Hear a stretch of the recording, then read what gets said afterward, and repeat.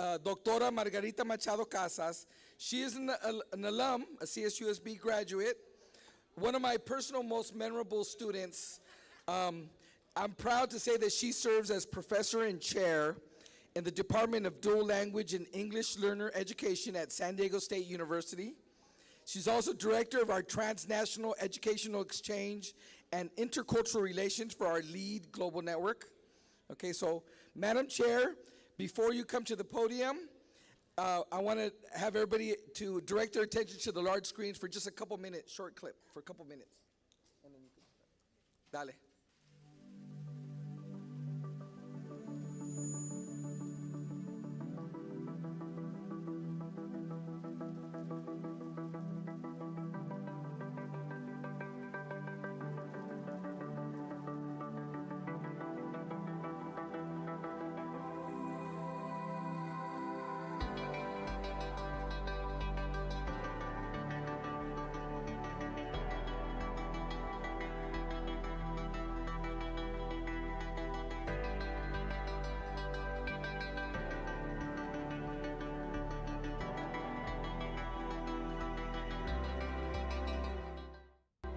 Today in 2021, we say thank you to Voices from the Past for speaking up then and giving kids like us today a voice to say, thank you for knowing that you were worth more, that we're worth more.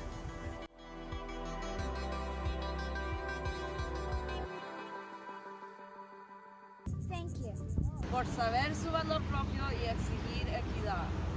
Gracias por su activismo hacia la educación bilingüe y bicultural. Thank you. For standing against segregated Mexican schools. Gracias. Gracias por no aceptar condiciones injustas. Because of you. Por ustedes. Aquí yo hablo inglés y español. Por ustedes. Aquí yo hablo inglés y español. Por ustedes. Aquí hablamos inglés y español. Thank you. For recognizing our justice and dare to speak up for change.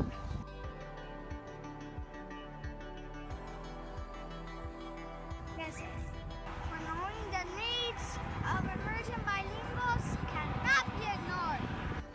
Como hispano en los Estados Unidos, bilingualism is something we inherit. Es un beneficio. It is power. Es un derecho para proteger And an ability to value.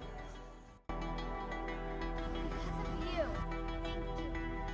Gracias. Thank you.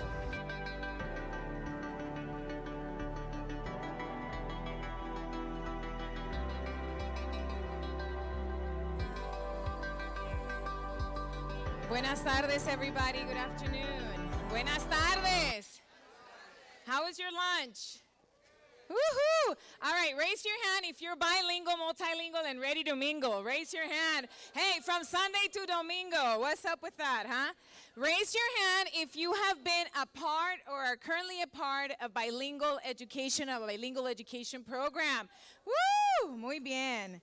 Well, it's my honor to be back home here at Cal State San Bernardino, where I had the pleasure of getting some of the most amazing mentors, Dr. Enrique Murillo, Dr. Esteban Diaz, Dr. Barbara Flores, who are some of the OGs, and of course now at San Diego State University as the department chair of the largest and only autonomous bilingual credential program in the state of California, who is really, I'm honored to have one of the co-founders here, Dr. Alberto Ochoa, who is really another one of the OGs in bilingual education. Muchas gracias. So the title of this presentation is in the name of Cultural Linguistic Pride, the Impact and Promises of Bilingual Education, and the Title VII Bilingual Education Act. And it's my pleasure to moderate this with this wonderful panel of OGs. Dr. Barbara Flores, and I'm going to introduce them very briefly because their vidas are way too long and we would be here for 2 days. Dr. Barbara Flores, in addition to being the president of CLSBA and a board member of the San Bernardino County, San Bernardino City School District, Dr. Flores is a scholar, researcher, and professor of the California State University San Bernardino system. During her 30-year career, she has gained expertise in several fields, including language, biliteracy, literacy development, assessment of elementary and secondary academic development. She's also the creator and co-creator of the first beginning reading Spanish collection in the United States, Piñata y Más Piñatas. If you've ever taught, it has 220 titles and it's growing. And if you've ever been in any bilingual dual language program, you probably have her books there, right? These books are culturally relevant, based on realism and fantasy, and include science, math, song, rhymes, etc., etc. Dr. Flores is currently the president of the California Association of Bilingual Education, and she continues to focus in reducing the dropout rate and improving the conditions of our bilingual students here in California, but in the United States as well. There's so much more I can say about that, but she's an incredible mentor, someone who, if you've ever had her here at San Bernardino, she definitely probably made a difference. She was one of the very few professors. I was taking her biliteracy class. I really was just an early, I was becoming a teacher, and she taught me about the importance of bilingualism and biliteracy, and I would tell her, how do I do this? How do I teach someone how to read? And she says, you want me to teach you? I'll come to your classroom. So she would drive to Banning, California once a week to mentor me. And so I thank her for that. Muchísimas gracias. And she still continues to mentor me. Dr. Esteban Diaz, a professor emeritus at California State University, San Bernardino. He has taught classes on social cultural factors that impact on the optimal educational development of bilingual Latino children. He has also taught classes on language and cognition. His research with Luis Moll has been the examination of classroom practices that promote bilingualism and biliteracy in the classroom. Dr. Diaz has also worked with Dr. Flores on the application of Vygotsky theory in examining literacy practices that promote biliteracy with Latino students. He received a doctorate in human development from Harvard Graduate School of Education, and as you know, back then, the struggle was real. It's still real for students of color in many of these predominantly white universities, but as you can imagine, I'm not calling him old, right? He is an elder, he's a wise man, but during those times, the struggle was real, and if you ever have a time to just listen to some of his stories, please take the time. Any other stories? Dr. Alberto Ochoa is a faculty member, and actually Professor Emeritus now, right, Dr. Ochoa? At the College of Education at San Diego State University with the rank of full Professor Emeritus. For more than 15 years, Dr. Ochoa served as the department chair of the Policy Studies in Language and Cross-Cultural Studies Department at San Diego State University. As a department chair, he was responsible for the implementation and evaluation of bilingual teacher education programs at the elementary and secondary level. Dr. Ochoa has also served as the academic director of a joint doctoral program between Claremont University and SDSU. Since beginning his academic work at SDSU in 1975, Dr. Ochoa has maintained an active record of professional development, grant writing, and service to the community. His academic work is based on action research, in which he combines theory and practice to confront and really resolve the problems of equity and social justice. He's also one of the founders of PIQUE. If you are in schools, you probably heard of PIQUE, which is a parent group that is really making a difference across the entire state of California. The idea is not only to work with children, but also with the families, so no families left behind.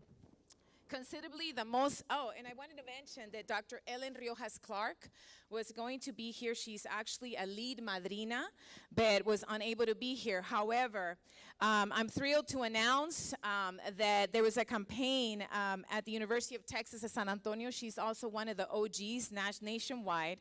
She is the first Latina to get an endowed chair an endowed chair at the University of Texas at San Antonio in bilingual bicultural education. An endowed chair position is one of the most highest honors a university may bestow on a faculty member, and it's a wonderful way to honor the work of exceptional people like Dr. Ellen Riojas Clark. So, desde aquí, Dr. Clark, we say thank you for all that you have done for bilingual education, not only in the state of Texas, but in California, y le damos la felicidad de ustedes. Felicidades. So today we're going to talk about bilingual education, conceivably the most misunderstood yet urgent issue affecting schools that have been meeting the needs of students who are not yet proficient in the English language. Amid the intersections and historical connections with the struggles against segregation, anti-immigration racism of the Chicano movement, civil rights movement, led to the passage of the Bilingual Education Act, BE8 of 1968. Bilingual education refers to the use of two languages in education for different purposes. The BEA represented one of the most significant advances in bilingual education reforms for education and the education of emergent bilingual learners. Since then, we've had several different campaigns, such as Proposition 227, 187, that really try to eliminate bilingual education. And in 2016, California voters overturned that with Proposition 58, when overwhelmingly voted 73% to pass Proposition 58, because California has to remain bilingual, multilingual, and ready to mingle. So today we're gonna really look at what's happening with bilingual education, what has happened socio-historically, with three OGs who are here who will be talking about it. To frame that, we're gonna ask three basic questions, okay? So as they come up, I want them to answer them. Number one, what are the strengths and benefits of bilingual education since 1968? What has changed? What is the same? What is happening? What are the strengths and benefits? What are the weaknesses and successes of bilingual education over this period that has passed? What are the ups? What are the downs? And lastly, what are opportunities for bilingual education as we move forward? And I think more than that, what is our role as we move forward? And I know there are some students here that are taking notes, and I'm gonna have a little bit of time at the end so you guys can ask questions, okay? So let's start with Dr. Alberto Ochoa.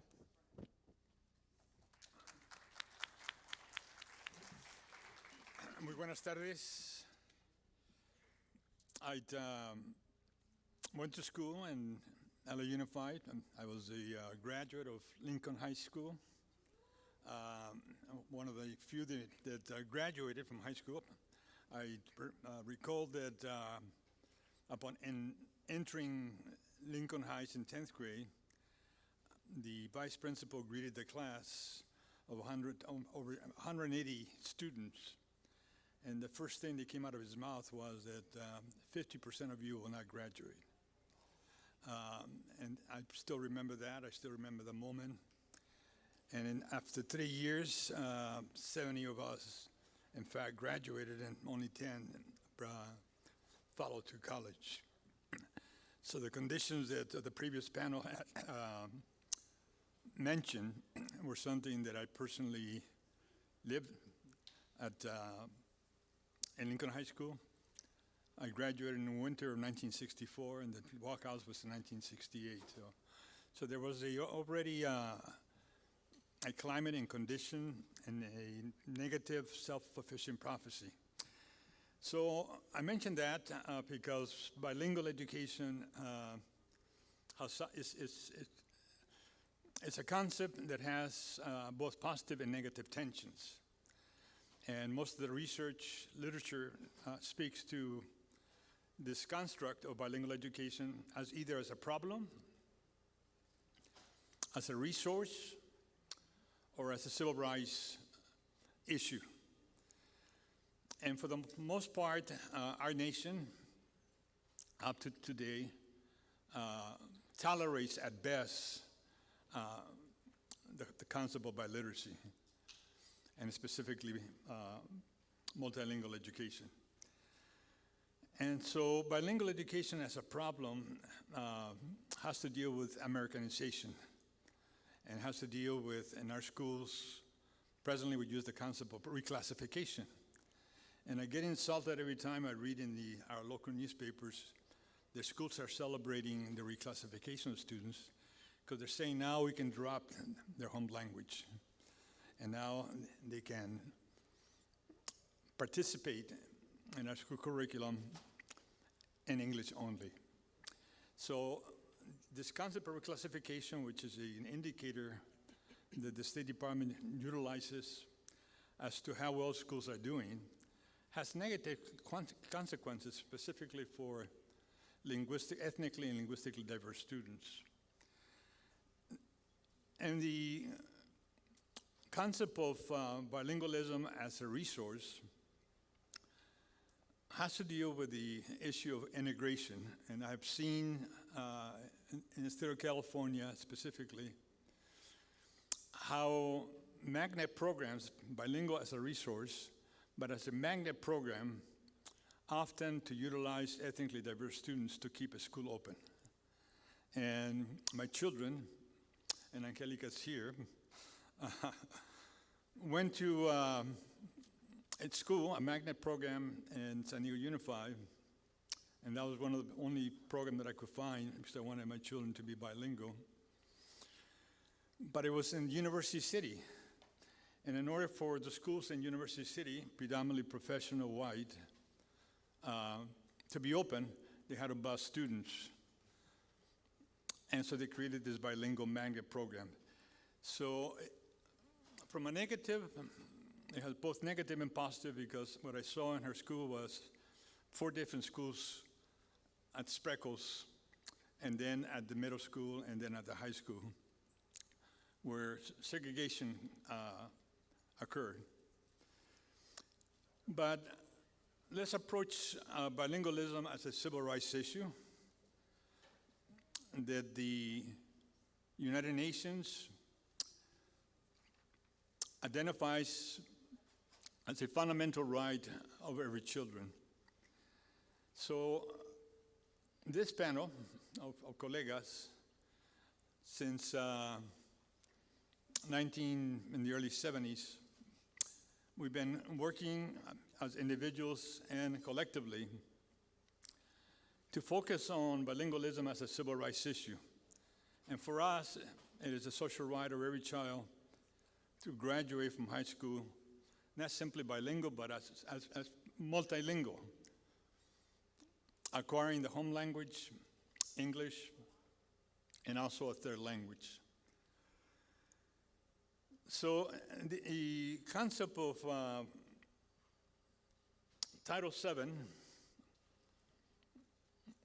bilingual education and the Elementary Secondary Aid Act, historically was triggered by the Brown decision in 1954 that established that the separate but equal practice was unconstitutional.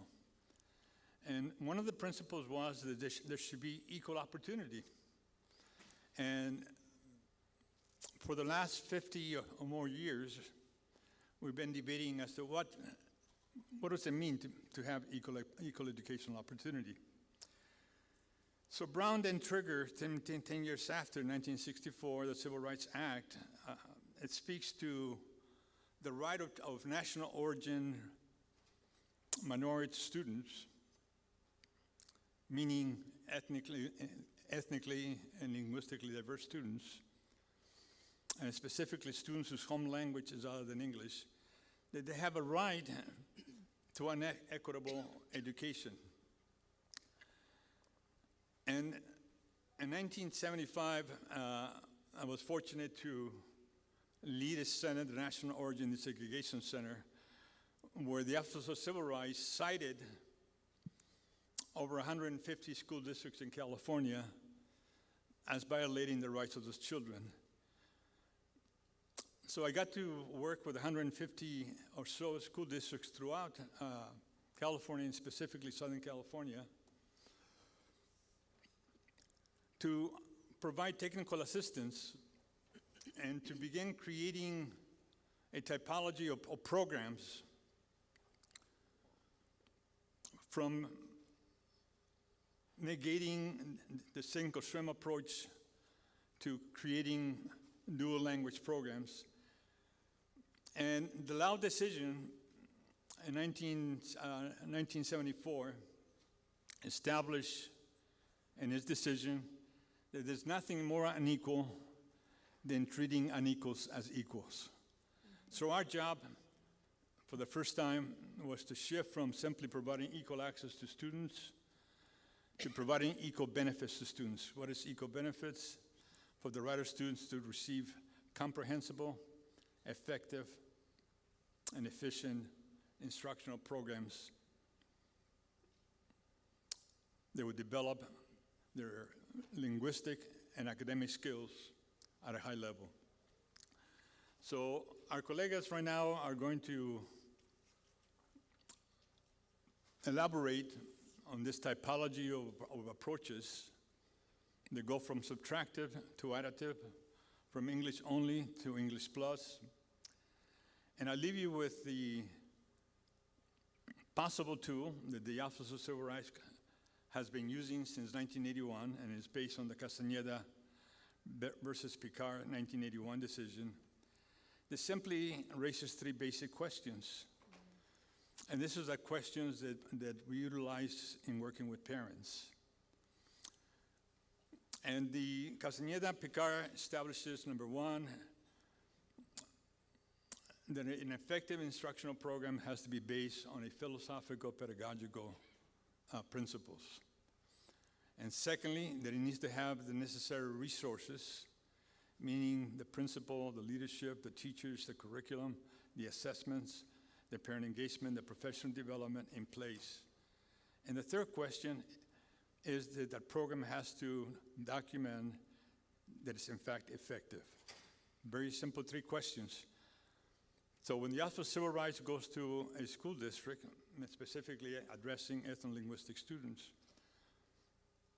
do they have a pedagogical program based on pedagogy? Do they have the resources in place? And lastly, is the program effective? Money is not an issue because every student is generating ADA. So every student is generating ADA, and any additional funds are supplemental to what they're bringing. And that is also based on the law decision. So let me bring in my colleague to elaborate on the typology of programs.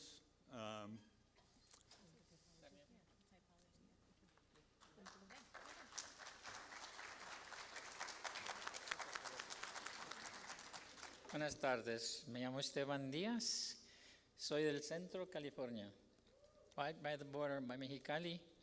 My favorite memories of Mexicali was going to the go-go bar to dance when I was in high school. Anyway, when I went to school, way back when, the only way that we were able to succeed in school is to learn English. There was nothing else offered. And the way that I had to do it was they kept me one full year behind. So already, as a Chicano, I'm overage in grade, right? And so I had to spend a whole year learning English and learning the worst thing in the world, Dick and Jane. So, but I want to make a point about the Title VII, or the Bilingual Education Act, because it's a law that requires that children be taught and supported in learning English. But there's another law that preceded that made a huge impact in my life, and that was Brown versus Board of Education in 1954. And I was in El Centro, we were segregated. All of my teachers actually were English speakers, but they were all black. They were not allowed to teach on the other side of town, and I lived on the east side, as we called it, and we were black and brown kids going to school, and we couldn't go. We had our own junior high, Frederick Douglass Junior High. You always know what neighborhood you grow up in, right? You have to grow up in an elementary school that's named after one of our founding fathers, and then maybe an ethnic hero like Cesar Chavez, who wasn't around at the time, but we had Frederick Douglass, and then we were going to Lincoln or someplace like that. So it's like they're giving you heroes. However, in 1956, they sold the junior high school that I was going to go to, Frederick Douglass Junior High, to the Black Masons in the neighborhood. And so we were given the honor of walking 3 miles across town to integrate or desegregate the high school in El Centro. That's one of the problems with the law, is good and bad. The good part was that in 1956, when I was in 6th grade, they enacted Brown in our schools, and we were able to have a more integrated education. I was in 6th grade when I went, so that's a positive thing. But many times the law also makes the victims pay the price for what was illegal before. So my price is I had to walk 3 miles across town to be able to attend school. So it is with the Bilingual Education Act of 1968. Can you put the first slide up, please? And it had a very good intention. The idea of the Bilingual Education Act, the basic goal was promote transition to English, period. That's the first time it's ever been done. It's actually a continuation of the civil rights practice that began in the 60s. And actually, there was a legislation before this, 1968, in 1965, 66, the ESEA Act, they call it, to support the development of minority and poor, and they did use this language, culturally and linguistically deprived people and students. So we started with a deficit perspective built in. So, however, ahí está. What I'm going to show you is that that's the part that's good. There's a law that basically was aimed at helping people who were considered inferior.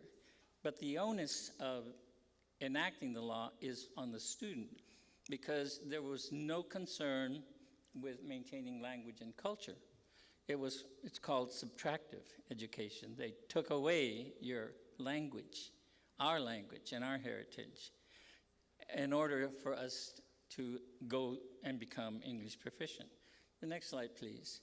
However, educators, being who we are, we love to grow our students and opportunities for our students. And that led to the development of a Developmental Bilingual Education Act, who is actually, I think, Ellen Riojas Clark was going to speak more about because she's a very well-known historical person in bilingual education, and I'm really honored and humbled, actually, to try and represent her because she has been a force in all of this. And while I'm thinking about it, I want to bring up something that I think is important because when I was thinking about Ellen last night, I remembered what the elder Xochimilco said last night about the strength of women. She said, men live in houses, in the houses that we all live in. But she said, we women are the houses. We are the houses. We grow all of our people in there. And that's the thing that I think is true about women in general. I think that I can generalize to say that in a way, men have the courage to go and die in battle, you know. And for Latinos and Chicanos, that's really true if you look at the statistics of how many people went into the army. But I told my daughters, I said, men may have that kind of courage, but women have the courage to live. Because it takes sometimes more courage to live than to go out and die. Because you have to raise your kids, you have to support them, and so on. And Ellen Clark is one of those figures. She has sacrificed a lot of her life. And I'm really humbled to be here in her place. And with that, I want to say that we moved on. Being good educators, we developed programs that were additive, that allowed our students to develop bilingually, biliterally, and biculturally, okay? And so there are 3 types that I don't know if they'll be accessible through the web so that you can grab them, but I'll go through them really quick and point them out. Go to the next one. The first one is called maintenance, and then we're allowed. It's an additive. We're allowed to maintain the language of home language of the student while they are learning English. And so they also are taught about their culture, our culture, so that we can have self-esteem. Next one. The next one is immersion. This is a French model, actually, where you develop both languages in the subject matter areas. You use them for everything. So you're bilingual fully. You can do science in this case, French, or Spanish and English. It's, again, an additive program that allows students to treasure their own home language and experiences and also do well in English. The last one is dual language, which we are doing right now, which is a very rich, it's considered the most successful and the strongest of bilingual education because it has the goal of us being fully educated completely in both languages. I was pleased to see that many of you were in bilingual education programs, so I'm very happy. And what it shows a commitment of people like Ellen Clark, who continue to develop programs to meet the needs of all students, but certainly the bilingual students. Thank you.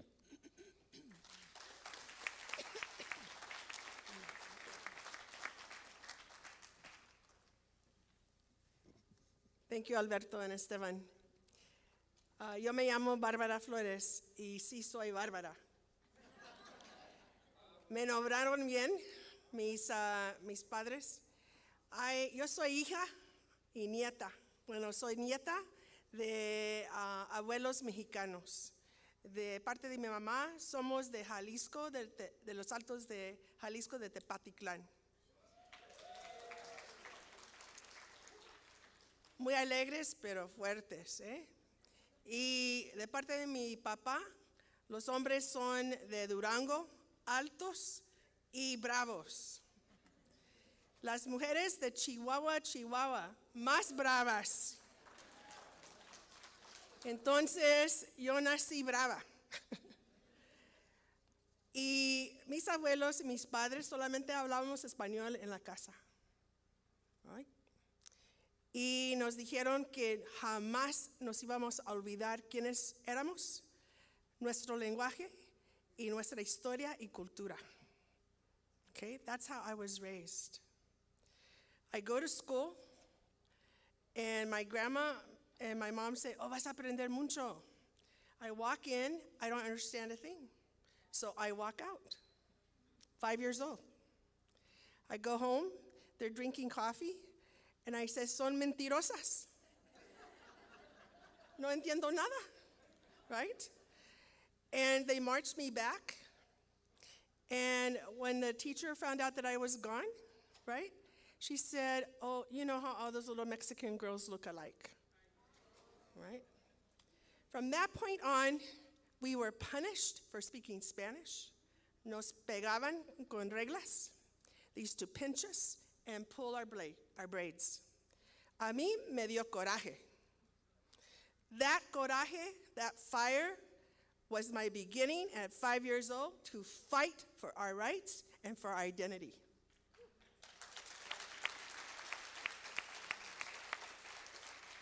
I did not, catechism was in Spanish. Y esas monjas eran también, nos castigaban, right?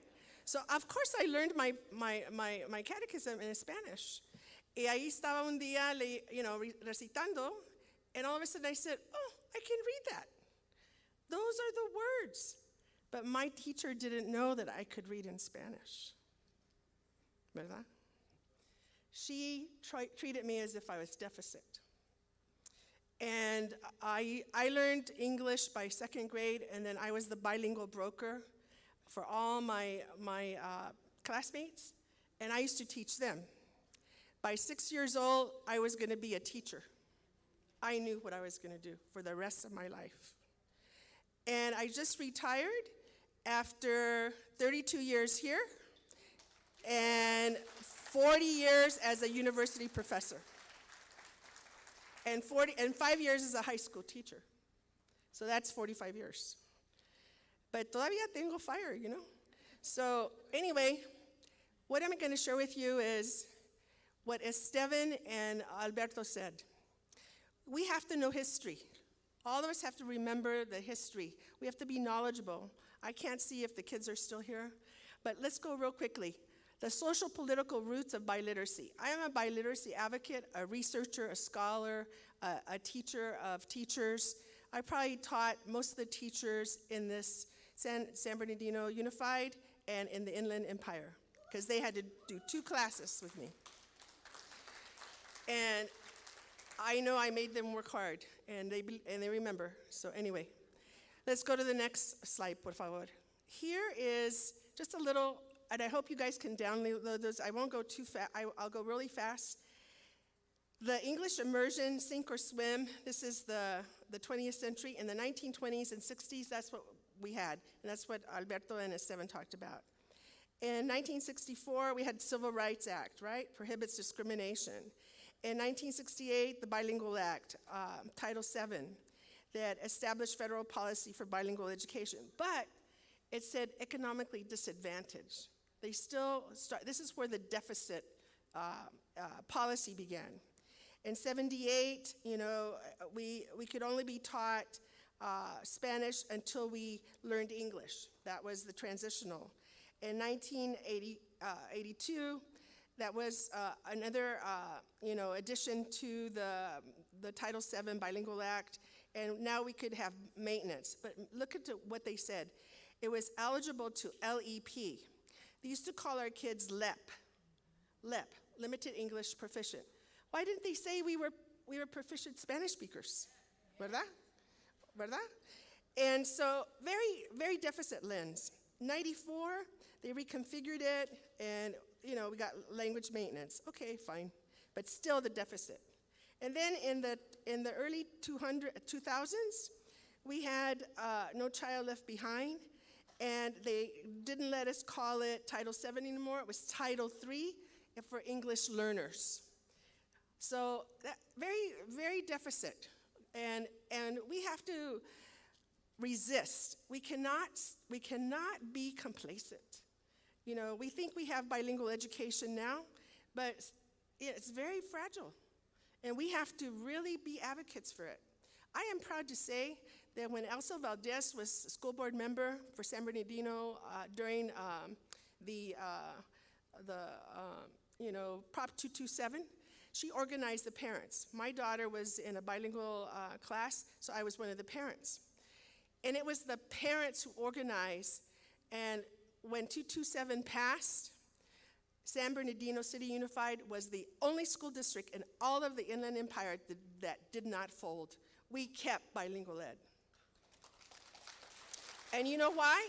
It was the parents, and the board listened to the parents, okay?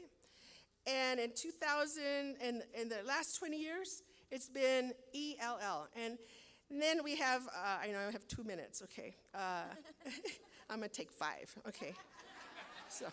So anyway, we had Prop 58, which now the law says we can do dual language, right?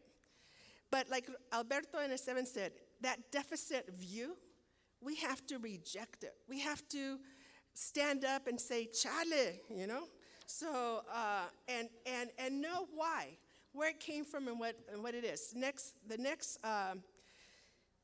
slide, por favor. When I was in graduate school, next slide. Do you guys have it? Are you awake? Okay. You're getting there? Okay. Oh, they're in the restroom. No. So I'm getting my master's at Sacramento State, and this professor says, those Spanish-speaking kids are deficient in, culturally and linguistic deficient.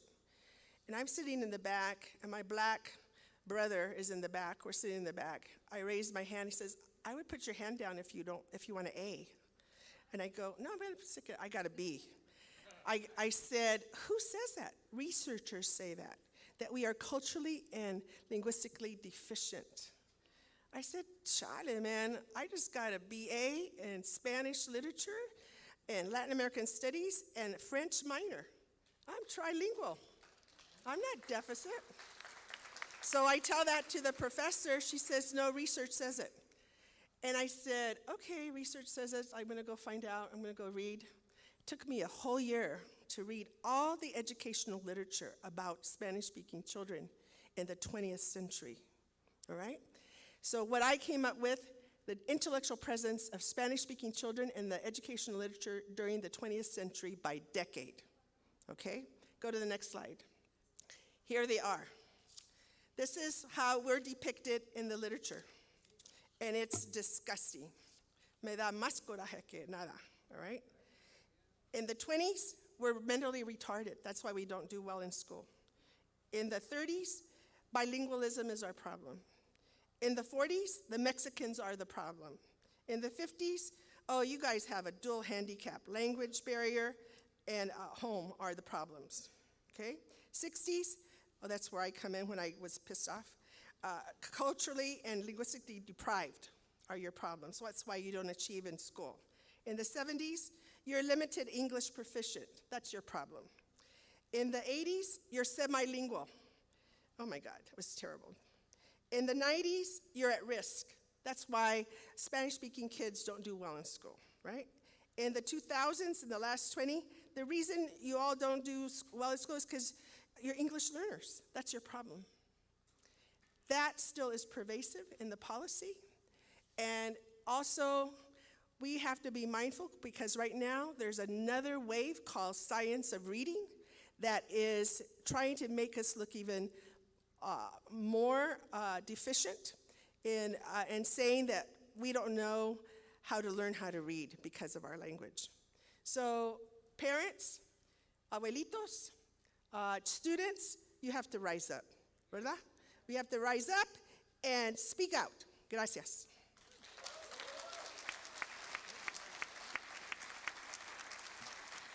Thank you so much. Okay, I think we have time for one question. Where are the Puente students?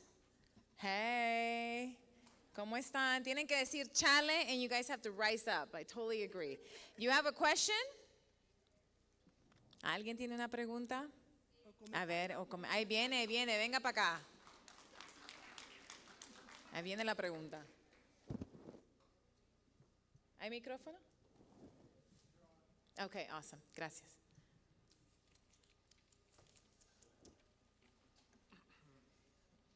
Is it going? Oh, there you go. I'm Richard Otero. I'm a student ambassador from the Puente Project in Norte Vista High School.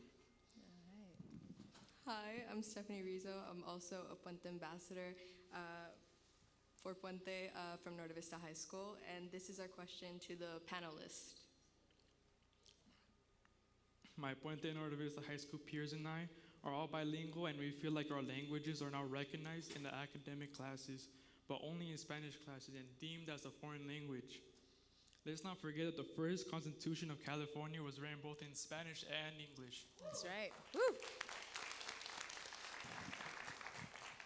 How do schools today celebrate biliteracy, and how will we ensure that future generations will be prepared to take advantage of the seal of biliteracy for high school graduation? Yeah, go ahead, Dr. Flores. I forgot to say that I'm a school board member, and students and parents have to go to school boards and say we demand the seal of biliteracy, and we demand that all of our kids have access to it and get it. That's my answer to you, ¿verdad? Advocacy. And by the way, I'm running for school board, all of you, for re-election. Vote for Flores!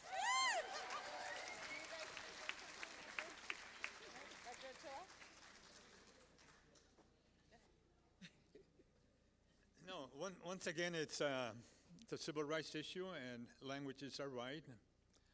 I am reminded of a saying, an indigenous saying that says, language is my culture, and culture is the historical ancestry of my ancestors, and I refuse to negate my identity.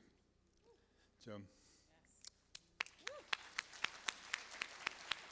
Thank you very much, and let's continue to fight for our rights, to keep our cultures, to maintain our identities. Muchísimas gracias to this wonderful panel of OGs. And Dr. Ellen Liojas Clark, felicidades. We miss you, and gracias. Thank you, everybody.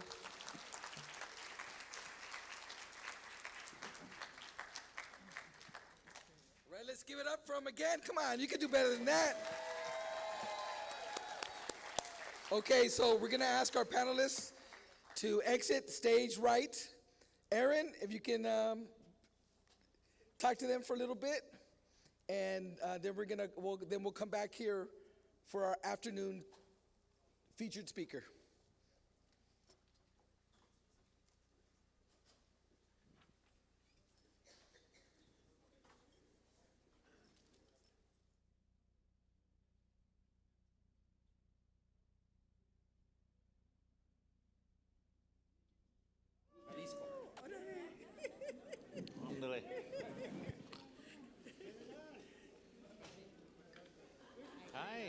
Good. How are you doing? Oh, you know what? Let me have Dr. Ochoa here, because I have to catch a flight anyways. It's You want us to, we need to speak into the mic. yeah.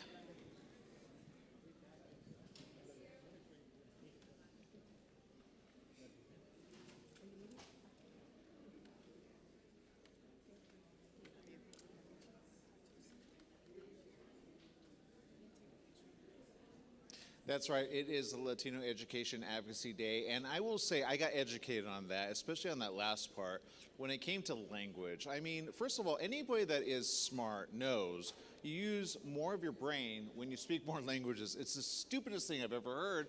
And yet, it is kind of what people have been saying for quite some time. It's like they're dumbing down people, but they're dumbing down the brain. Can you talk on why this is a thing, and it's a progressive thing, not just since the 20s, but it's kind of a thing with anyone that looks different than, well, let's put it this way. When we came to the U.S., was the U.S. the U.S.? No, it belonged to our indigenous brothers and sisters and was colonized by the Spanish. They didn't even draw borders, did they? No, Yeah. there's no borders. Yeah. There are no borders at all. I was going back to, like the eternal, whatever that is, right? Creator or Father, whatever you pray in. The reality is, did he ever want us to have borders? And then the question is, why do we put borders? Well, I'll let you kind of say, why do we have borders to begin with? I know it's more than what people understand, but they shouldn't limit the mind to speak more than one language. It's the stupidest thing. Borders are what geographers says is a point in a line. There's Yeah. no borders. Yeah. There's regions. Yeah.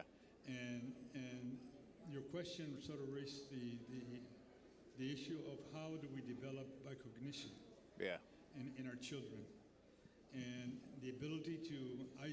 My first language is Spanish, and when I came to the United States, I was in third grade. I could read in my language. I could write in my language.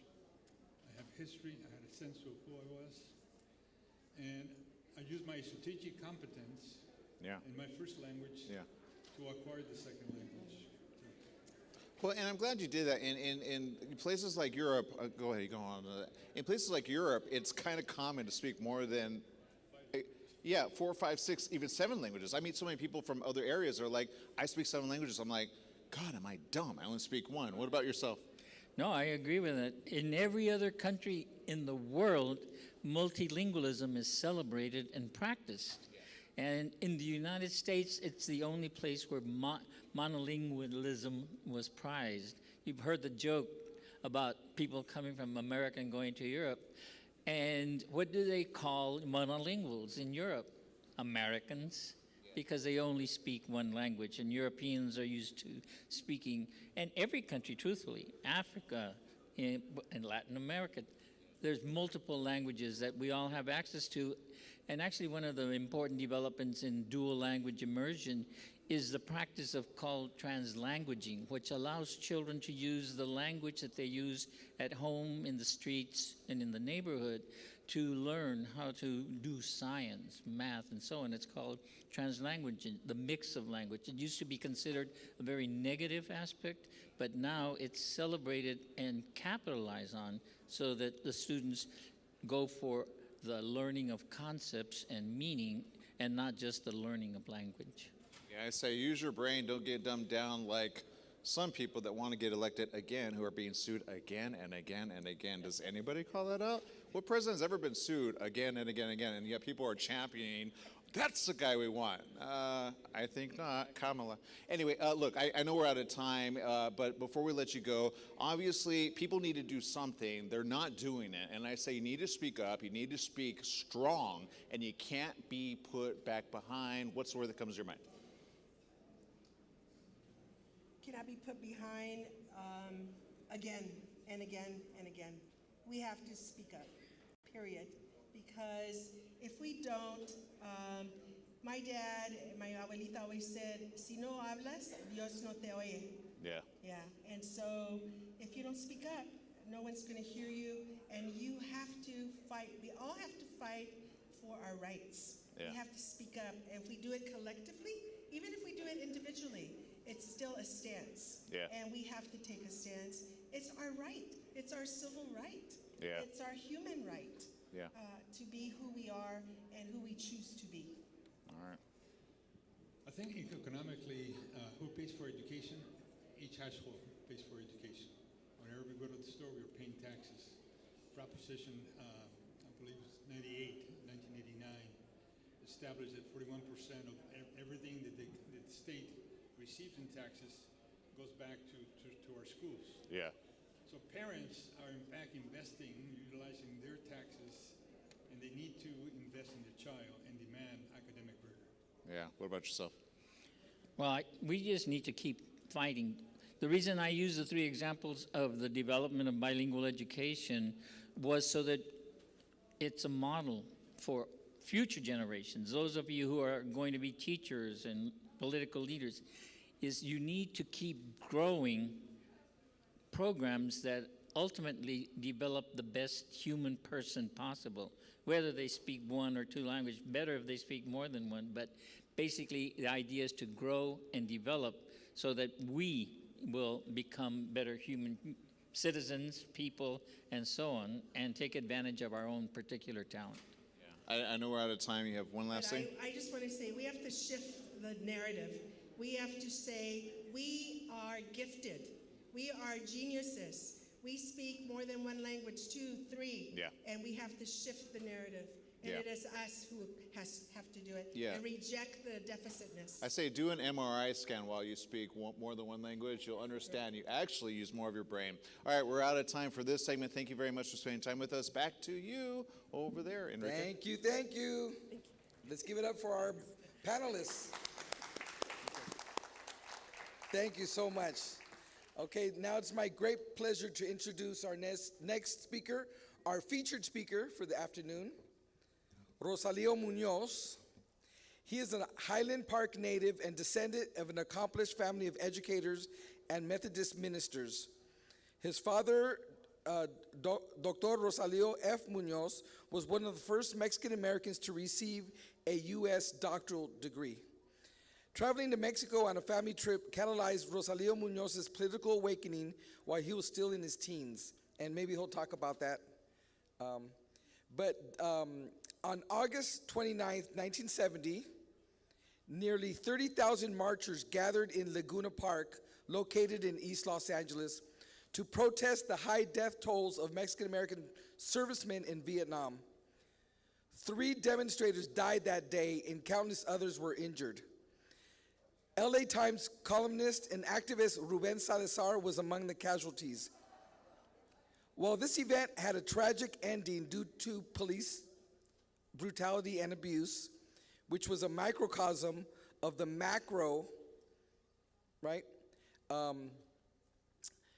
abuse, military abuse, that grave injustice spurred a giant political awakening in the United States. So before we open it up for our featured speaker, Rosalio, I want to bring your attention to the large screens.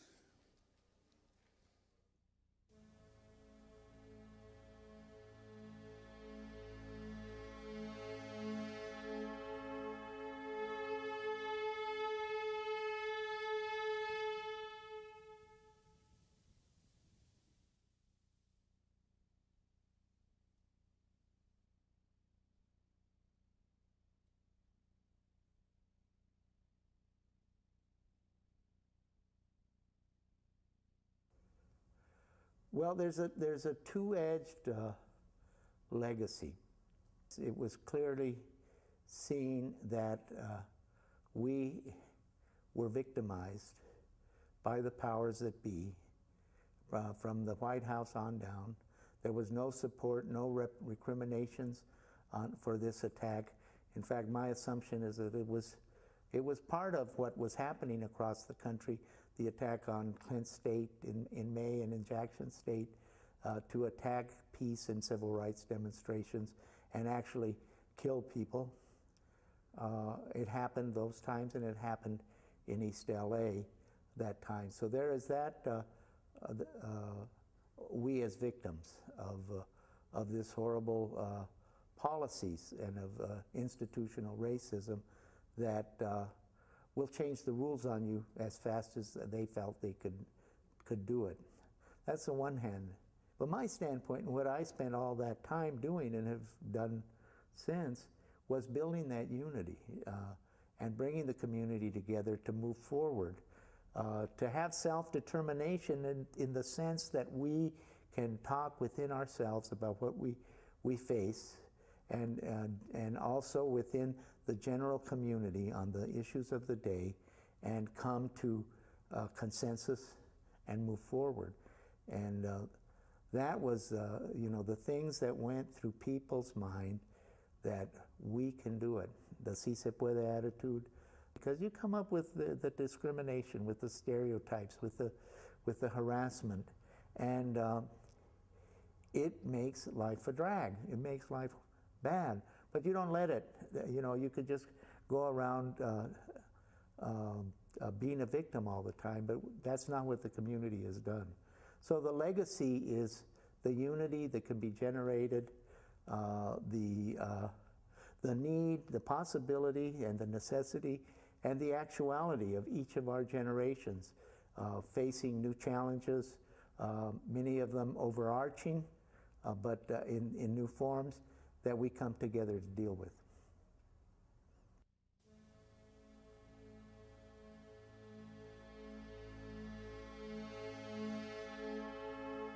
For Rosalía Muñoz.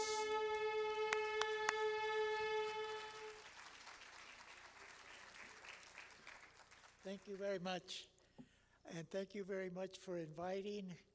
And I'm excited to talk here about the Chicano moratorium. In many ways, it's one of the least written about events in academia or in published books, textbooks, or anywhere, because they don't like to publicize things that take on the military-industrial complex and U.S.'s geopolitical goals and actions.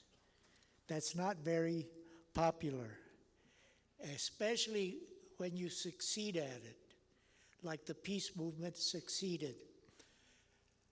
And we, as part of it, were a necessary part of it, and we did our job as well as others, because this was one war the United States government and army lost. One invasion, unlike the ones on this hemisphere, one invasion that was repulsed first and foremost by the people of Vietnam, by the world's people, and the people of the United States, because by the time of 1970, 71, we were all tired of that war, tired of the lies, and learned that the soldiers that came back from Vietnam came back in bigger numbers of caskets proportionately, came back with more wounds, came back burned up by napalm, suffering from Agent Orange, which it took a while to learn about, and still don't know all that much about it, and also PTSD. They would come home and mom would go up and touch them on the arm and saying, "How are you, hijo?" And they go, boom, like that, because of what they were. And it dawned on many of the soldiers themselves, and a lot of that suffering came because we were fighting against a war that saw us rightfully as an invasion. And we did lose 57,000 soldiers and sailors over there, a big number, high proportion, probably half Latinos and black. But the Vietnamese lost 3 million people, primarily from our invasion. But they still are there, and they have their country, one country, not two. And they have the kind of government that they had fought for. So that's not something that they like to hear about so much. But it's part of my responsibility as one of the leaders there, spokesman, I guess the chairman of that August 29th, and part of 2 years of organizing against the war and discrimination in the Chicano Moratorium Committee. And so there was 3 key things I think we have to see about the moratorium, that it was anti-militarism, anti-war, and objectively, we didn't speak about it in these terms, although we said it was an unjust war against imperialism and U.S. hegemony in the world. But also, we used the concept of institutional racism. You know, it was built into American society, just like with African Americans. Why were we dying in Vietnam? Because we had a poor educational system. There weren't good jobs available. There was the school to prison thing going on. So the alternatives our youth had were jail, being what is our destiny in this country, why we were brought here, or the conditions we were brought here, was to be manos de obra barata. And in times of war, militarily, manos de obra barata se convierta a carne de cañón. And that's what we were in that war, in so many ways. And so we described how, when I refused, I refused induction September 16th, 1969. I had decided I wanted to fight the war, and when they drafted me on Mexican Independence Day, I saw that as a manda, that this was an opportunity. I had just been student body president at UCLA. That's another story about our struggle. But, and then all of a sudden, drafted on Mexico. I wanted to fight the war in the courts, like Tijerina and others did, or like famous trials. But when it called me to be there on the 16th, it says, this is, well, in a way, it's an opportunity to be a hero. It's a manda that you can use this if you find the ways to do it right, to mobilize Chicanos all across the country against the war. And so I took on a persona. I was a nonviolent person anyway, and that's my personality. But I went to the person that I respected most in terms of organizing, a fellow student at UCLA, Ramses Noriega, who had worked with Cesar Chavez, had worked on the boycott, learned how they went across the country convincing people, techniques that they used with unions, peace groups, all kinds of groups, and also different than me, who was a middle-class Mexican-American whose father had a PhD, as they mentioned, but was one person. And Ramses Noriega grew up in the streets of Mexicali and the fields of Coachella, but was a brilliant artist that got full scholarships to UCLA and had tremendous powers of concentration, of focus. And that,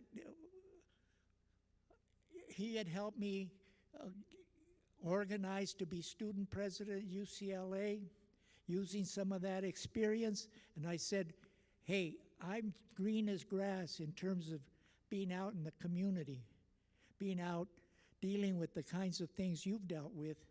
But I do know our people, and I don't think we want this war, and it's no good for us. And it's something, if we build an anti-war movement that at the same time builds the Chicano movement, doesn't drain it, but as part of the structural racism that we face, we can be part of ending the war. Because I was anti-war. Some of my favorite slogan was, what if they gave a war and nobody came? So if the soldiers don't go to the war, they won't be able to fight the war. And that's actually what happened. There was a movement called the resistance of young, mostly whites, that went out and refused induction, went to jail, argued for themselves in the courts, didn't get lawyers, most of them. I had a good friend that was a Chicano history major like me that went to jail and spent 2.5 years. But that was more, it was nonviolent, and I was nonviolent, but their argument and tactics, I said, aren't going to fly in the barrio. You have to deal with the machismo that says, I'm going to fight for my barrio, for my people here in the United States.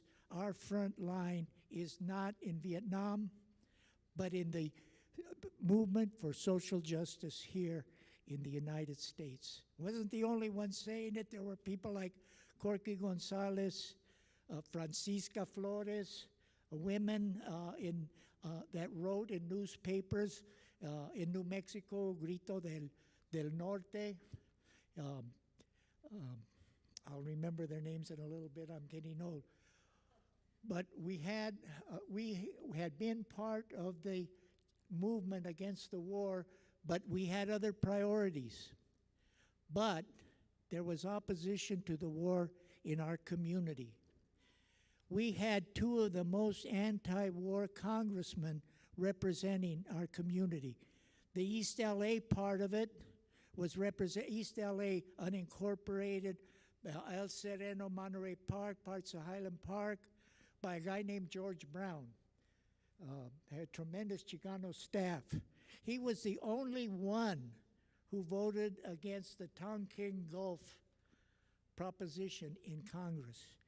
And he, the first one to speak out openly.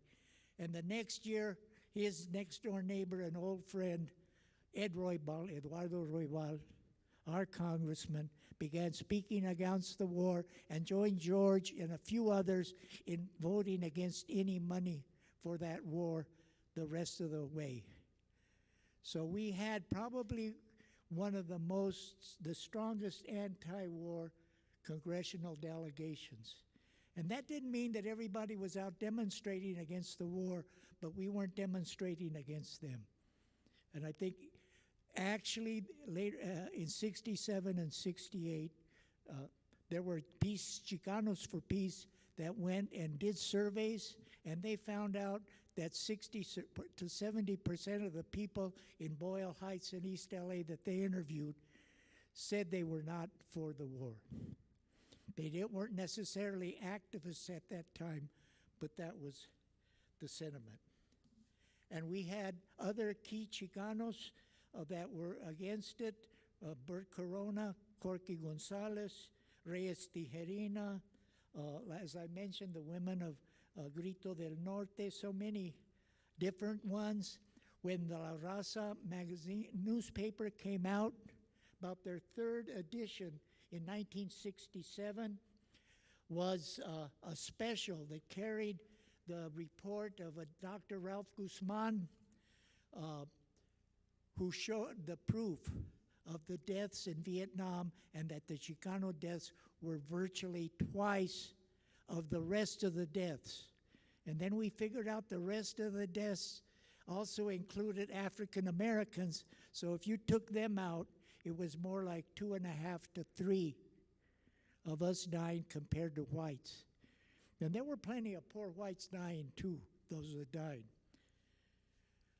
So we had the experience of the war, the lies that were exposed, and then what the war was doing to our youth, that by the time it came to when we had a movement that was built and strong enough, as some of them talked, for us to get into the war. Armando talked about EOP. There got to be enough of us on the campuses gradually so we could have groups. meet, and we could have groups meet at almost every college. And we had a group named UMAS, and we were united in one UMAS Central. And then we were organized with the people up north, as you heard a little bit maybe about the Plan de Santa Barbara, or that might be a little bit later, making our plan to be part of a national students in higher education that were for our movement. So that by that time, we were there on the campuses in larger numbers, not that many. Like when I went to UCLA, they would come and ask me, "Are you from India?" Because I spoke pretty good English and it was dark, so they wouldn't imagine I'd be from East LA. But we had a big enough movement eventually to become part of politics on the campus, and some of us got elected, like I got student body president because of the growth of our movement. But on the campuses, we could see thousands and thousands of white males between 18 and 25 that were there. While in the barrios, there were very few of us, but most of the guys were in jail, in minimum wage jobs, or in Vietnam or in the service. And that's where we were. And we could see the difference. And that difference was due to a policy the government made, actually started implementing in 1966 as they began to increase the war. They decided that they were going to have what they called Project 100,000. It grew to about 350,000, where they were going to give more low-income students, low intelligence, supposedly, students, as we were mostly considered, not so smart, the opportunity to raise themselves in the armed services, because that's where we got better jobs and better training, and we came out of the services ahead. Well, that might have been in peacetime, but not during war. And what that meant was that they were sending the poorest Chicanos and blacks to the front lines. So by 67 and 68, the body bags were coming back in huger numbers. The ones that were wounded, the ones with PTSD, et cetera, came back. And the people through the United States and others were fed up. And one of the results were the people being called up, the people in the army also turned against the war and organized the war.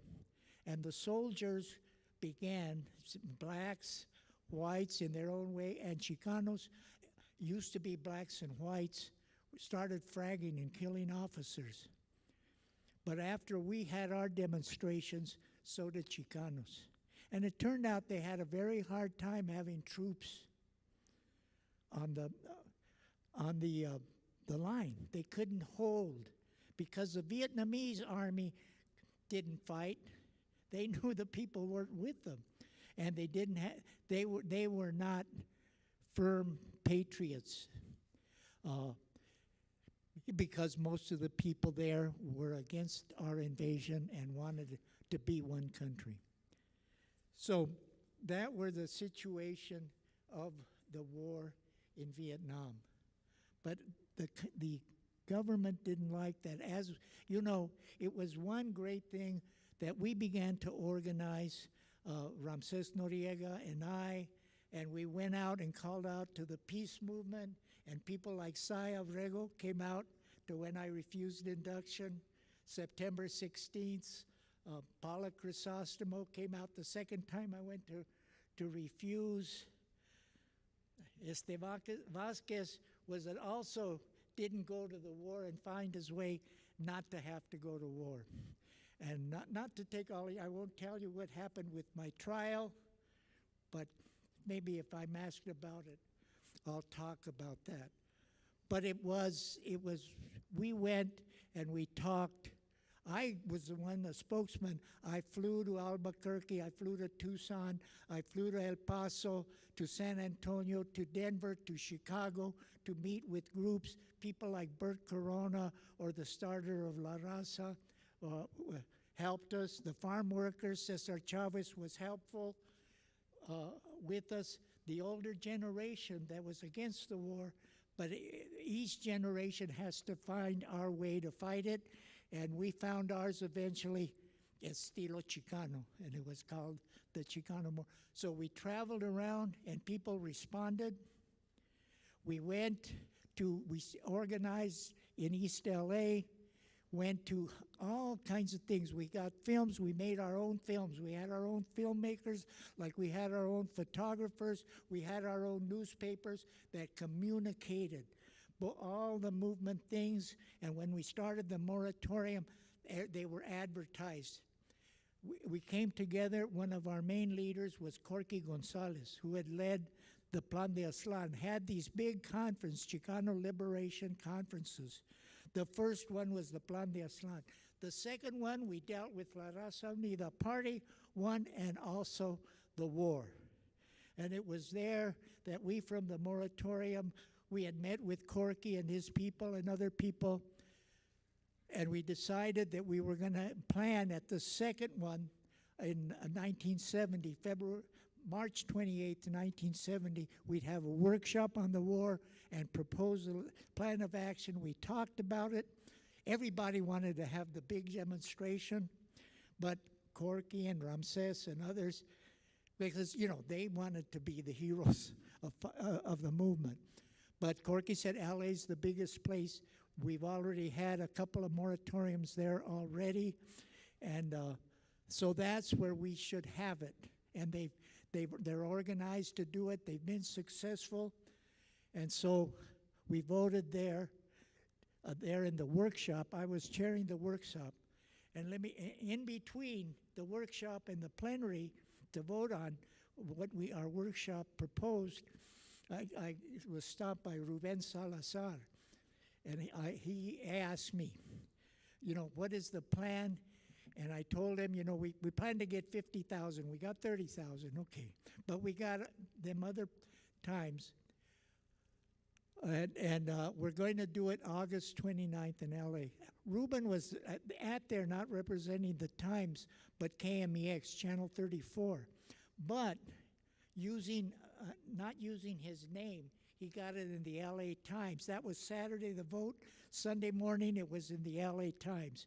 He wanted the scoop. He was so much against the war and so much wanting to see our people be part of ending it that he put it out there. Because he had promised us, if you guys continue to do what you do, we complained about the coverage. We didn't get the right coverage. He said, if you keep doing what you do, you'll get coverage.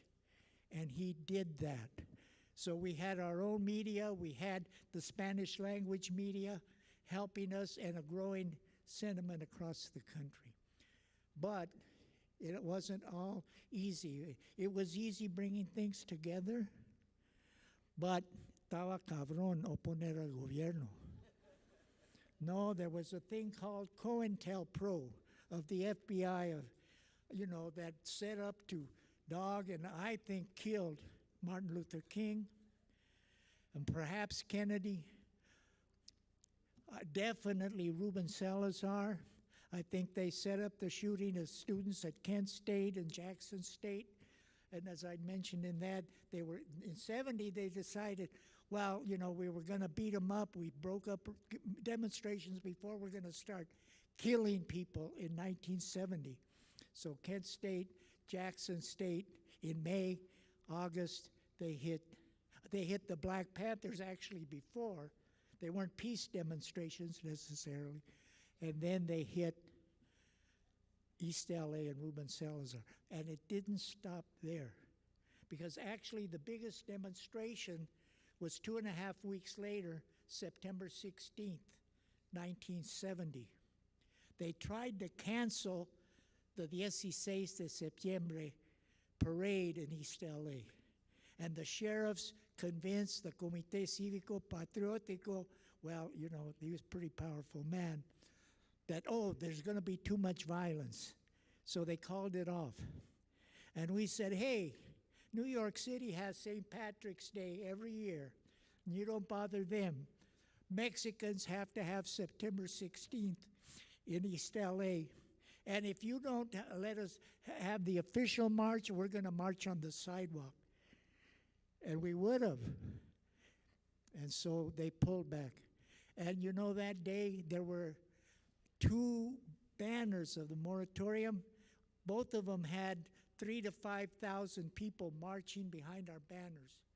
It was the biggest crowd of the 16th of September they'd had in years, if ever. 250,000. And they were cheering us because they were saying, Ruben Salazar shouldn't have died. You shouldn't have attacked the moratorium. We don't believe it was their fault because everybody had family there, you know. So then they began sending more infiltrators into organizations. The Brown Berets, we had them in organizations.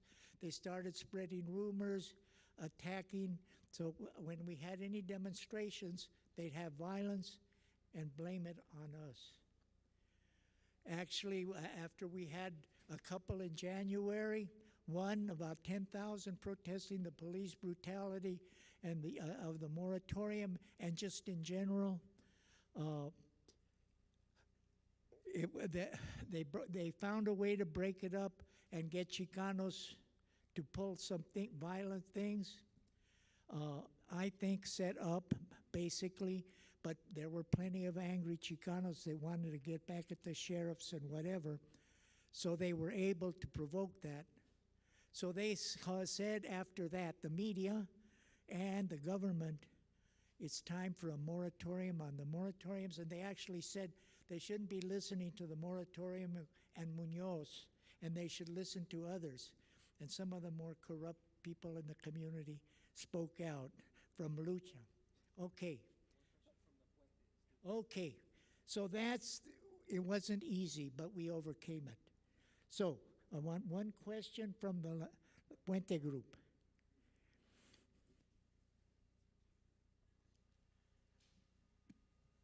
Hello, my name is Crystal Cervantes. I'm a student ambassador from the Puente program at Norte Vista High School. We learned in our Chicano studies about the Chicano moratorium 50 years later. What issues are still facing our communities today that could inspire Chicano Latino students to advocate for change? Well, we still have the systemic racism. We still are mano de obra barata, but in a lot more professions, jobs, in healthcare, and so many other industries.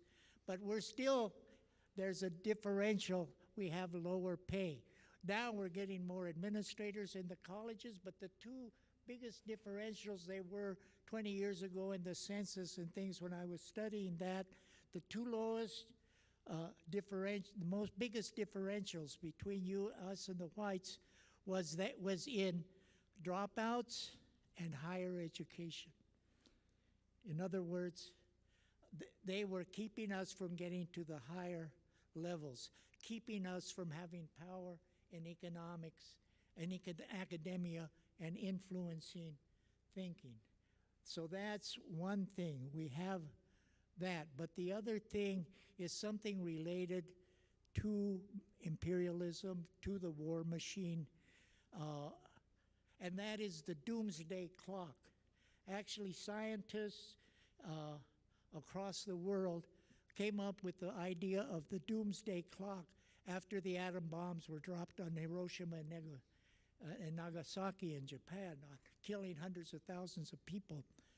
And after the Soviets developed a counter and a hydrogen bomb, the threat of nuclear disaster, nuclear storms, destroying humankind. And after that, they became aware of the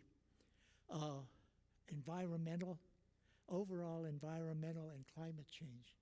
So we have those problems much greater, and we we are a more powerful force. The announcement of his appointment of the farm worker shows that there is Chicano power at the ballot box. And the moratorium was one of the first major national political moves of our people and show of force, and that has grown. And now, in 2 weeks, they're going to be sending out the ballots to vote here in California.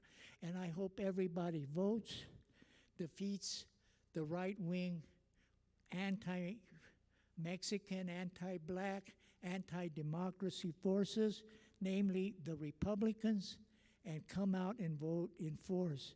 And that's one thing we need to keep on doing, build our political power so that we continue developing also our cultural, academic, and other growth. And that's it.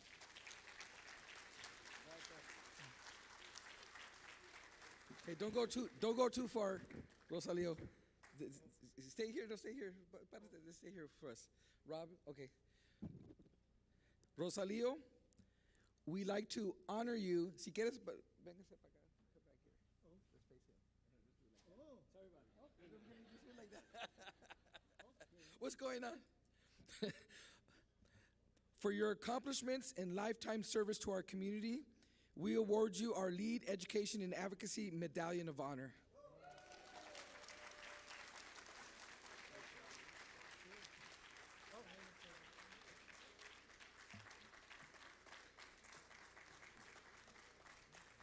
Okay, so we're gonna ask Rosalio to grab your stuff. You're gonna exit over here. Aaron, if you take over for a couple minutes and give us a chance to switch out. Okay, don't leave because we have one more capstone. Capstone is the one that kind of brings it all together. Okay, so don't leave, just relax.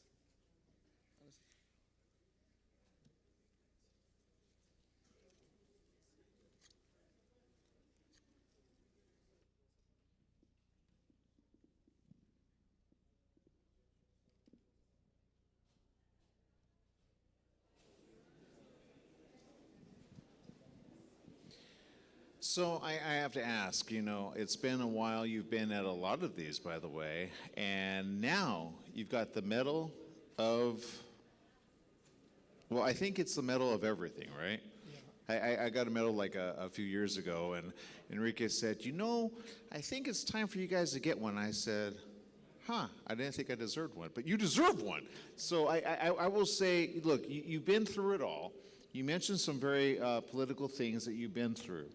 And you've been kind of right there watching the whole scene.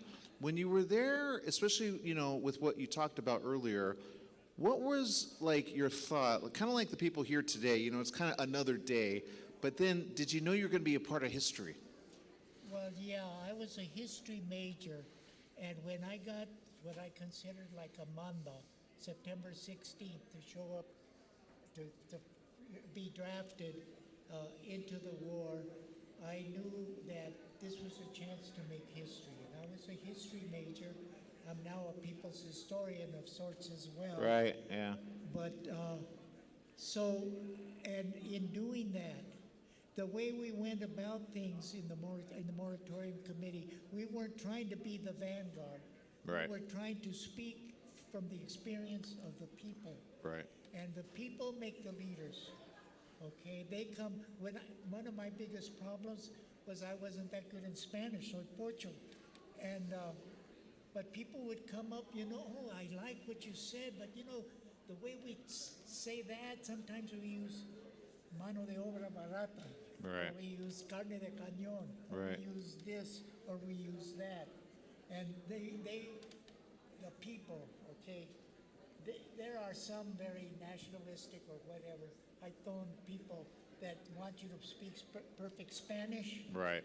But our people, they live and they're being made fun of and used and abused because they don't speak English that well. Yeah.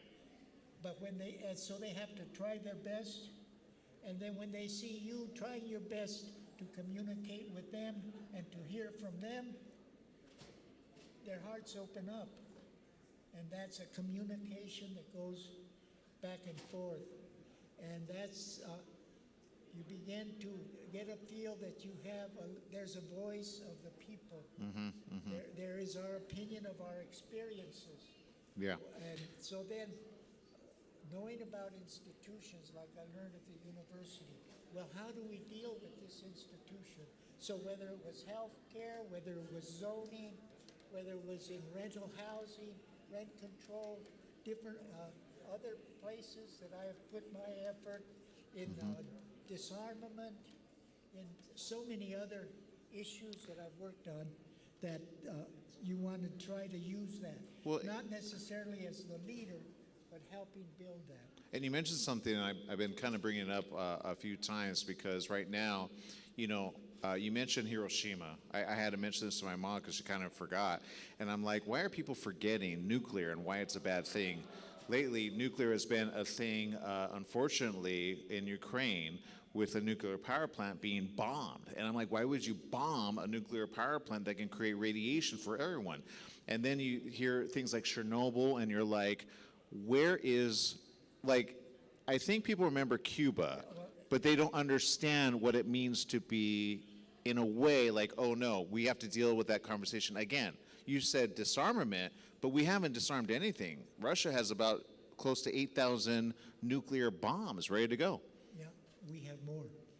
And We have a little we less, have- actually. no, 6,800. That's what they say. But we also have the ways to deliver them. Yeah, but it only takes one. You don't want more than one. Well, what they were doing, and I don't want to say I like what Russia is doing. I'm Yeah. a nonviolent, peaceful Yeah. person.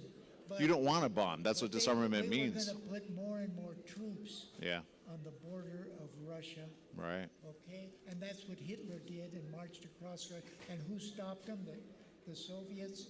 But the other geopolitical thing is that Russia is the backdoor route to China, which is the big economic concern of the U.S., geopolitical concern. And that's part of the considerations of what's going on. Yeah. And if we need to find a diplomatic way of doing it, Yeah. and I think that, or else, let's put it this way. You got don't it. want to corner a You mad got dog. it. Exactly. So That's we need diplomacy. that's what needs to We happen. We need nonviolent creativity. You got it. You hit it on the nail. And again, the disarmament kind of discussion is old, like in the 80s and the 90s. But I say you got to bring it back, because we cannot have another Hiroshima here. We cannot have it anywhere, but we cannot have it here. And it could with Russia, China, and other things that they're kind of going all together. So a lot of news is happening. It's very current now. So now we're a part of history again. Can we stop it? What do you think? Well, I think, if the peace experience we have with the moratorium, and I think of most people, if we can communicate, like we found our ways of doing then. Right now, the media, what do you hear about? You hear about storms and hurricanes, and you hear about Ukraine and war and nuclear. That's all it's even taken Trump off the TV for a little while. And yet he still discusses it. Yeah, they're still discussing Yeah. it. And we need to. But what I'm saying is that we have to be communicating with ourselves. We have to exercise our power right now. It's a tough, I think it's clear that we do not need a step towards fascism in the next elections. So we have to come out and vote.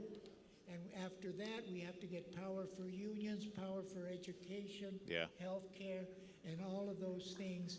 And that's what's going to Yeah. be in that process. They agree. They agree. Okay, we're out of time. Thank you so much again. Thank you for doing everything that you're doing. I'm glad you got your medal. And don't forget to wear it every single year. I have mine in my pocket, but I don't want anybody to steal it. So get your hands off. Like one last thing on that make tacos thing. Actually, that's from like 2006. We were fighting W's war. Yeah. And the bottom says make tacos, not war. I can eat a taco right now. All right, on to our next presentation. It's the capstone, big one. Moving past the nostalgia from the origins of, well, I'll let Enrique say that. Thank you. Thanks. Thank you, Aaron. All right. So I'm happy to report that we still have KPFK and Radio Bilingüe. They interrupted their broadcast. So they have approximately 425,000 people listening us. They're still listening. They've been listening all day, and they're still listening to us. So thank you to KPFK and Radio Bilingüe. Okay. Profe Armando Vázquez Ramos, you met him earlier. He's the co-founder of Chicano and Latino Studies at Cal State Long Beach, president of the California Mexico Studies Center. Okay, like I said earlier, the capstone is what brings everything together. Profe Armando has been my advisor because he was someone that I talked to. Okay, how are we going to do it? What should go first? What are the major themes of the Chicano movement? So he helped me, and of course that's why he started the day, and now he's got a panel here to end the day. This is our last panel of the day, so I thank you all for sticking around. You guys, it's commendable. It's hard to sit there for a long time, but hopefully we're all learning, right? I'm learning aspects that I didn't know before. So that's what it's all about. Okay, so Profe, it's going to be all yours, but before that, I want to draw your attention to the large screens.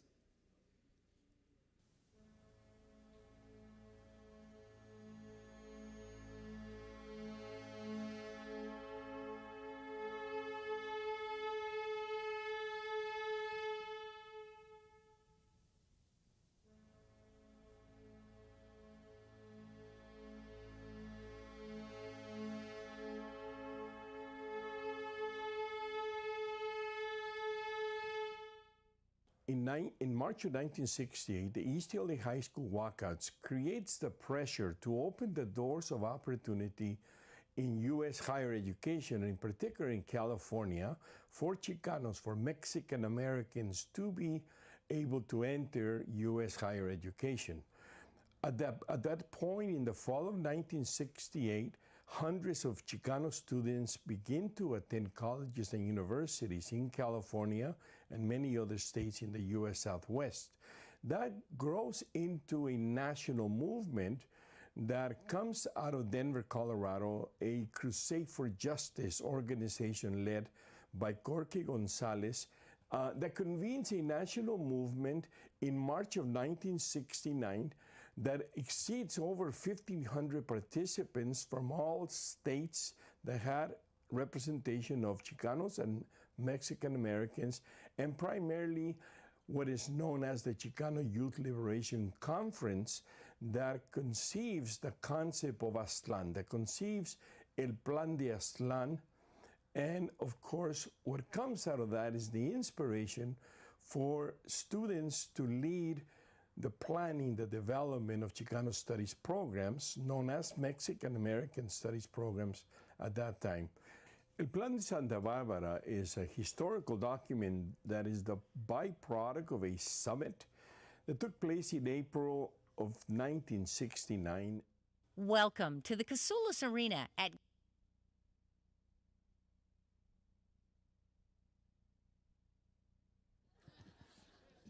You got me live now. Buenas tardes y qué bueno que se quedaron, porque este panel, bueno, tienes la tarea. We have the task, the challenge to kind of try to wrap it up, but also as we began this morning to challenge the young people as well as those that are in the professions that we created 50 years ago, in the classroom as faculty, as administrators, and of course in all of the school districts where we have now literally majority of Chicano, Mexicano, Latino enrollment throughout, up and down the state of California and throughout the Southwest. And so it's a challenge for us also to try to wrap up everything. Rosalio's last comment about the draft and about the Chicano moratorium. That was an eye-opening experience. It kind of took our innocence. It broke our heart, but also it created a new generation of activism.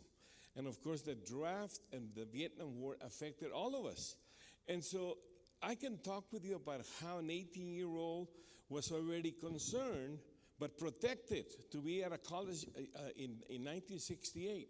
But we also had folks like my dear brother, Jose Cuellar, who had already served. And he was at the university because he was cashing in on his VA the veteran benefits. And there was that kind of mix that we had.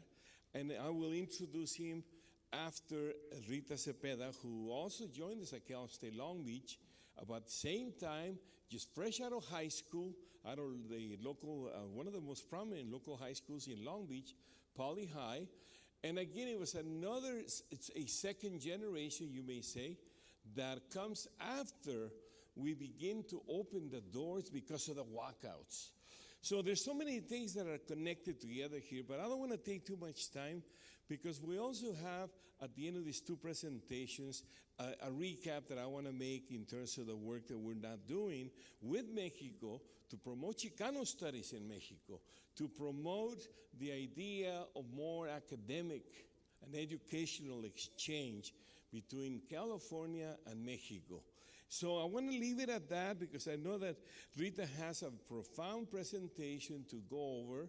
She's going to focus upon the importance of the demographics, the data that reflects who we are in today's USA. So Rita, without more, please can you come up here, and those that are operating the PowerPoint, please be ready because she's ready to go and we have little time to waste. Thank you. Rita, por favor.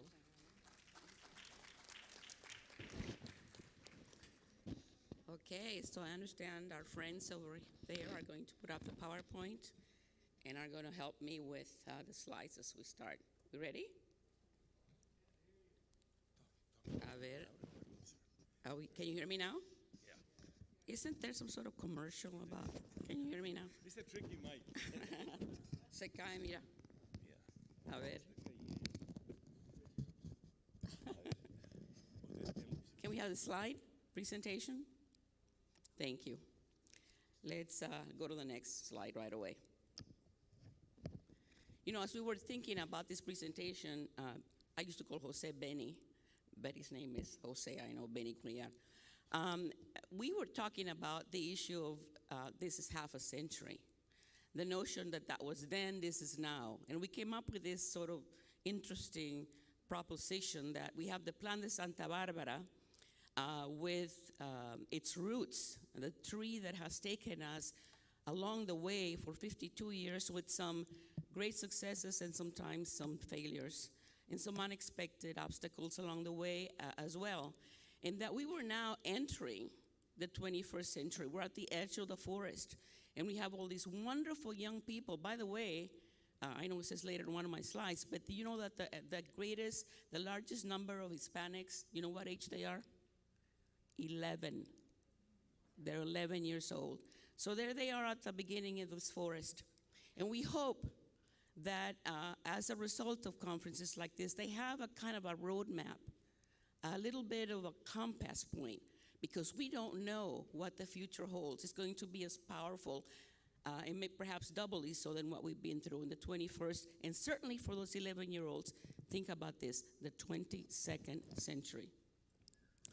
There is a wonderful poem. My husband actually introduced me to this, and he says, Caminante, no hay camino.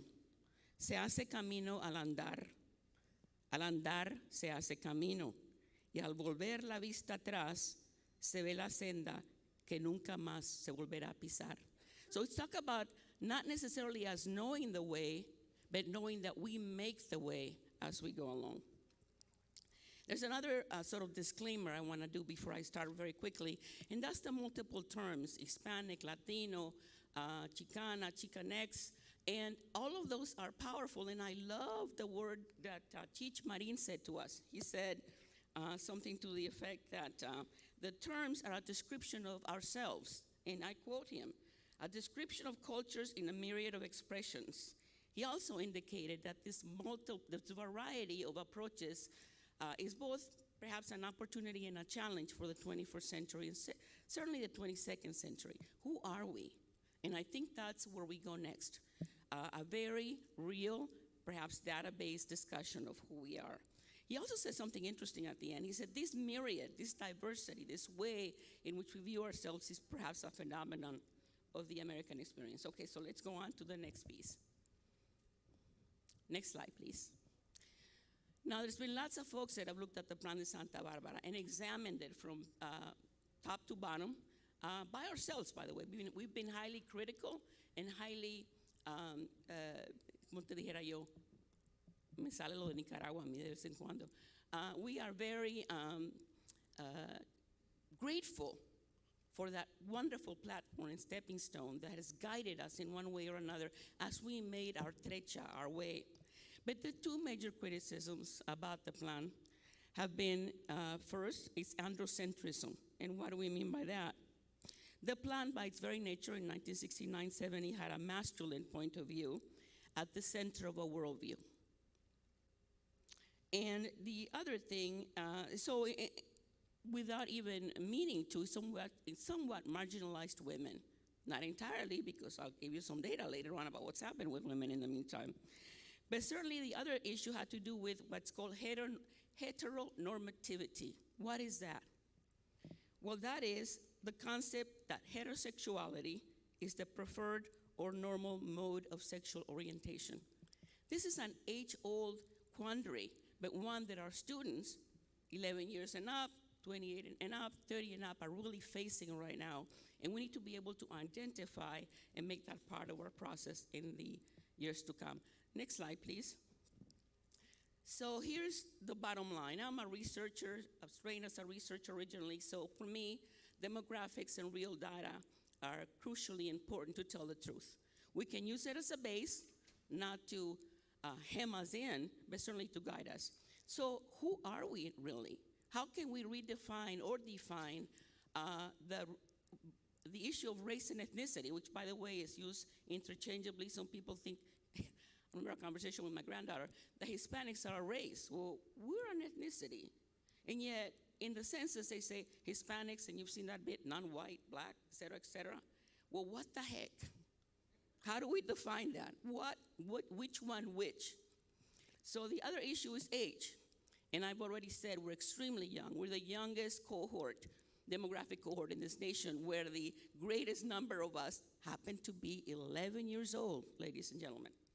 Then the issue of gender, which I've already alluded to before, the male-female issue, and the fact that we need to come to terms with non-binary individuals that have been with us since the beginning of time and have really been suppressed and marginalized for all this time and are coming into their own. We also have to think about generationally. You've seen some of those that are really baby boomers, the 70s and up. They're 52 to 70. Then there's the Gen X, 51 to 37, millennials, 22 to 36, Gen Z, 21 to 7. And I have a 2-year-old granddaughter who is an alpha. She was born in 2015. And those kids, let me tell you, they are extremely techno-involved. We better learn to speak as a maybe third language. So let's begin then with this solid yardstick of looking at the demographics and being really very critical and very truth to ourselves when we redefine who are we. And then you see there, when are we? Why did I say that? Because we are in a quarter already of the 21st century. And some of us will see the 22nd century. So what dreams may come? We need to think about that very, very critically. We also need to think about the fact that we are, like it or don't like it, whatever, in a global community. So there are very heavy national issues in this country, and there are international issues that impact us and certainly will impact our children. Next slide, please. So here's some other data points. We represent, this is according to the US 2020 census, over the past 10 years, Latinos were responsible for more than half, in fact, 51% of the nation's population's growth. That's a biggie. What does that mean? What are the implications? Latinos grew from 50, I'll round it up, 51 million in 2010 to 62 million in 2020, 10 years later. That was an increase of 23%. Let's go on to the next, please. We are young. We are very young. We are the second largest population group in our country, and we are very young. As I said, the most common age for Latinos is 11. For Anglo-Americans, it's 58. For African Americans, it's 27. For Asian Americans, it's 29. So let's move on again to the next one. This is an important one, and please pay attention to this one. We are diverse. Remember, we talked about the issue of androcentrism at the beginning to this, and rightfully so, with the majority being Mexican American or Mexican in origin. The Plan de Santa Barbara greatly reflected, I think, the Mexican point of view. I don't know if you get it from my accent or not, but I was born in Nicaragua, married to a Mexicano, so we have Chicanica kids. But anyway, this is important to consider, folks. 62%, 40 million of the quote Hispanics, and remember, I'm going to use the term interchangeably, are of Mexican origin. Of those, about 4.4 are actually born in Mexico. There are some interesting issues about that as well, culturally, linguistically, et cetera, et cetera. 38%, or 24, if I round it off, 25 million are made up primarily of Puerto Ricanos, Cubanos, Salvadoreños, Dominicanos, Guatemaltecos, y Colombianos, y Nicaragüenses también, de vez en cuando. So think about that. What does that mean about the mix? How would we change things? How would we view things? How would we organize things? How would we prioritize things? So let's go to the next slide really fast. I have been a futurist since I was 4 years old. When I was 4 years old in 1955, don't do the math. My father, I was in Nicaragua, obviously. My father went to Costa Rica on a business trip, brought me a book called De la Luna a la Tierra, o de la Tierra a la Luna, quiero decir, no al revés, de la Tierra a la Luna. Jules Verne, 1865, I think he wrote it, From the Earth to the Moon. I bought onto the future at that point in time, and I've loved it ever since. I'm also, should I say it, a Trekkie? But anyway, so moving past the nostalgia, I have always looked when I came into my own, in a way, looking at academics at the future. So I would like to describe myself as a futurist, and one of the key individuals that I follow is Alvin Toffler. I know some of you have seen his work. Future Shock was the very first one, which came around, by the way, 1970, gracias, when we were in the midst of writing the Plan de Santa Barbara.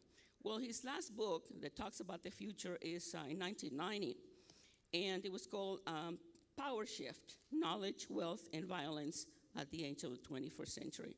And the basic theme is that there is a three-pronged stool, if you will, that will evolve into whatever we're going to be in the 21st and 22nd century, and for that matter, in years past. Knowledge, which is the most important one of those tools because it's transformative. Wealth, financial resources, and force, he calls it, but it's really more influence, and I will say it's political influence, and we heard that earlier in some of the presentations. Okay, so let's go on to the next one, knowledge. Let's look at the data, the hard facts, graduation rates, dropout rates, time to completion of a degree, career selection. What are the things we need to think about? We need to think about learning to learn in this future. And evolving and developing a structure that talks about educational attainment in the 21st and 22nd century, given what we know now. Let's move on to the next one, please. Next slide, please. Here's some hard facts. We are doing infinitely better than we have in a long time in terms of graduation rates, but we're still, as you can see, 82% of the folks in our cohort being graduating from high school. And it's sad because even as a total in the nation, in the United States as a whole, we're 86%. That speaks very poorly of this nation as a developed country. Something is wrong there, folks. And something is wrong when it comes to us as well. And you can see the data for yourself. I don't have a lot of time to go through it, so let's go through the next one, please. Wealth creation. Wealth is the steady and consistent accumulation of income and assets over a period of time. It's necessary to understand that. Our kids have to understand that. It is a resource that then enables our ability to participate, to input what's going to happen with our lives. It's nothing to be not talked about, discounted. It is critical, and it's important to understand it. So the Latino Donor Collaboration has a report, just came out a few days ago, 2022.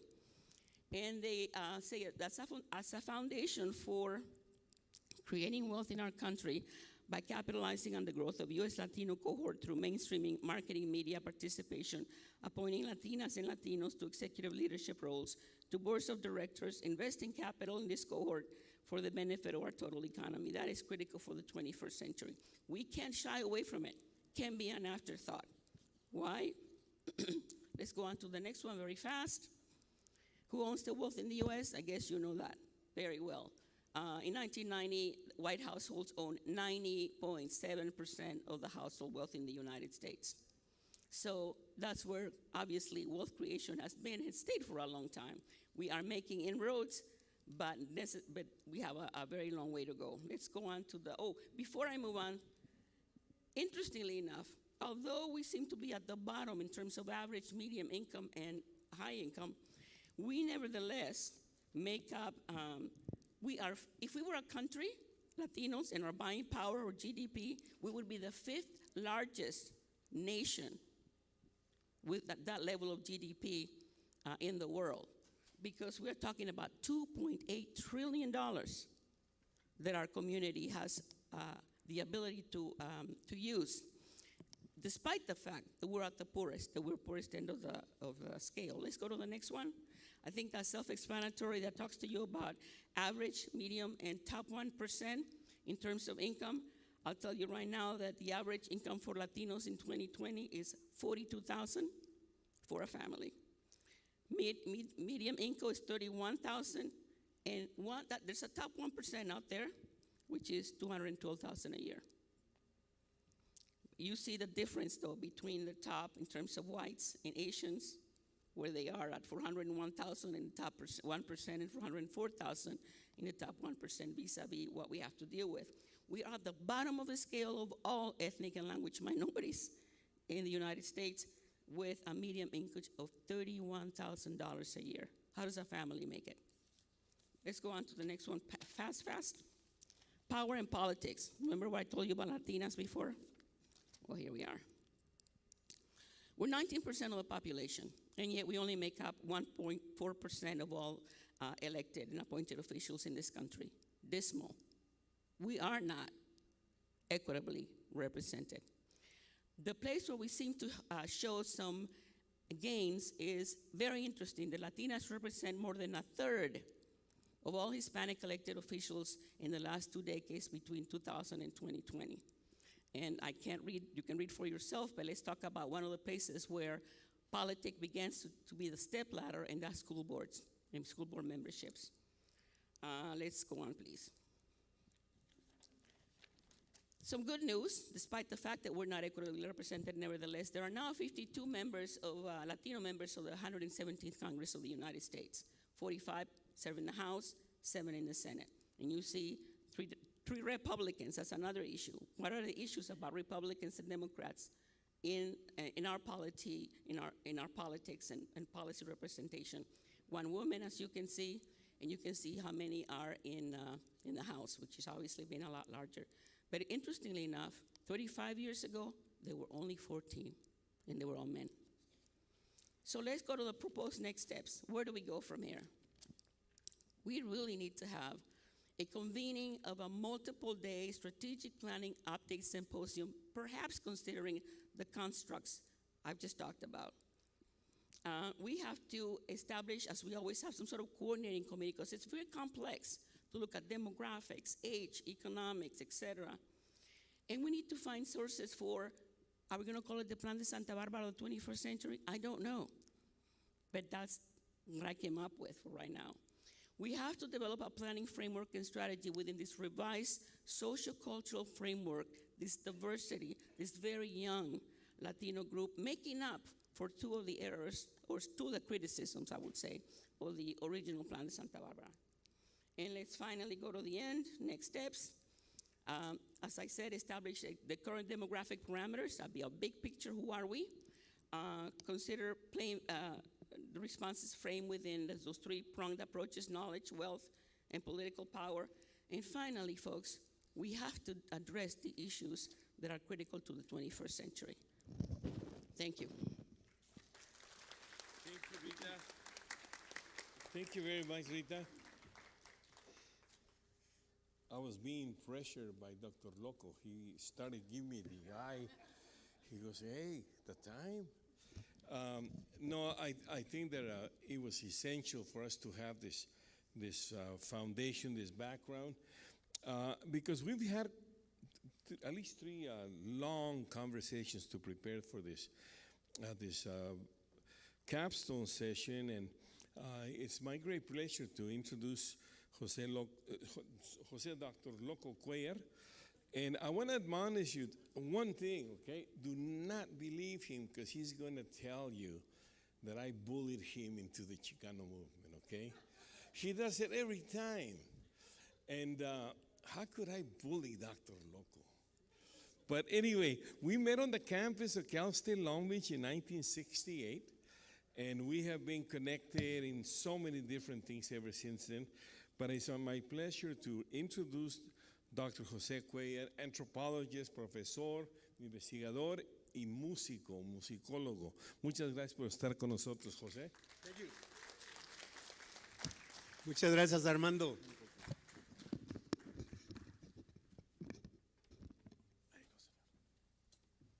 Muchas gracias, Armando. Sorry, didn't mean to make that at your expense.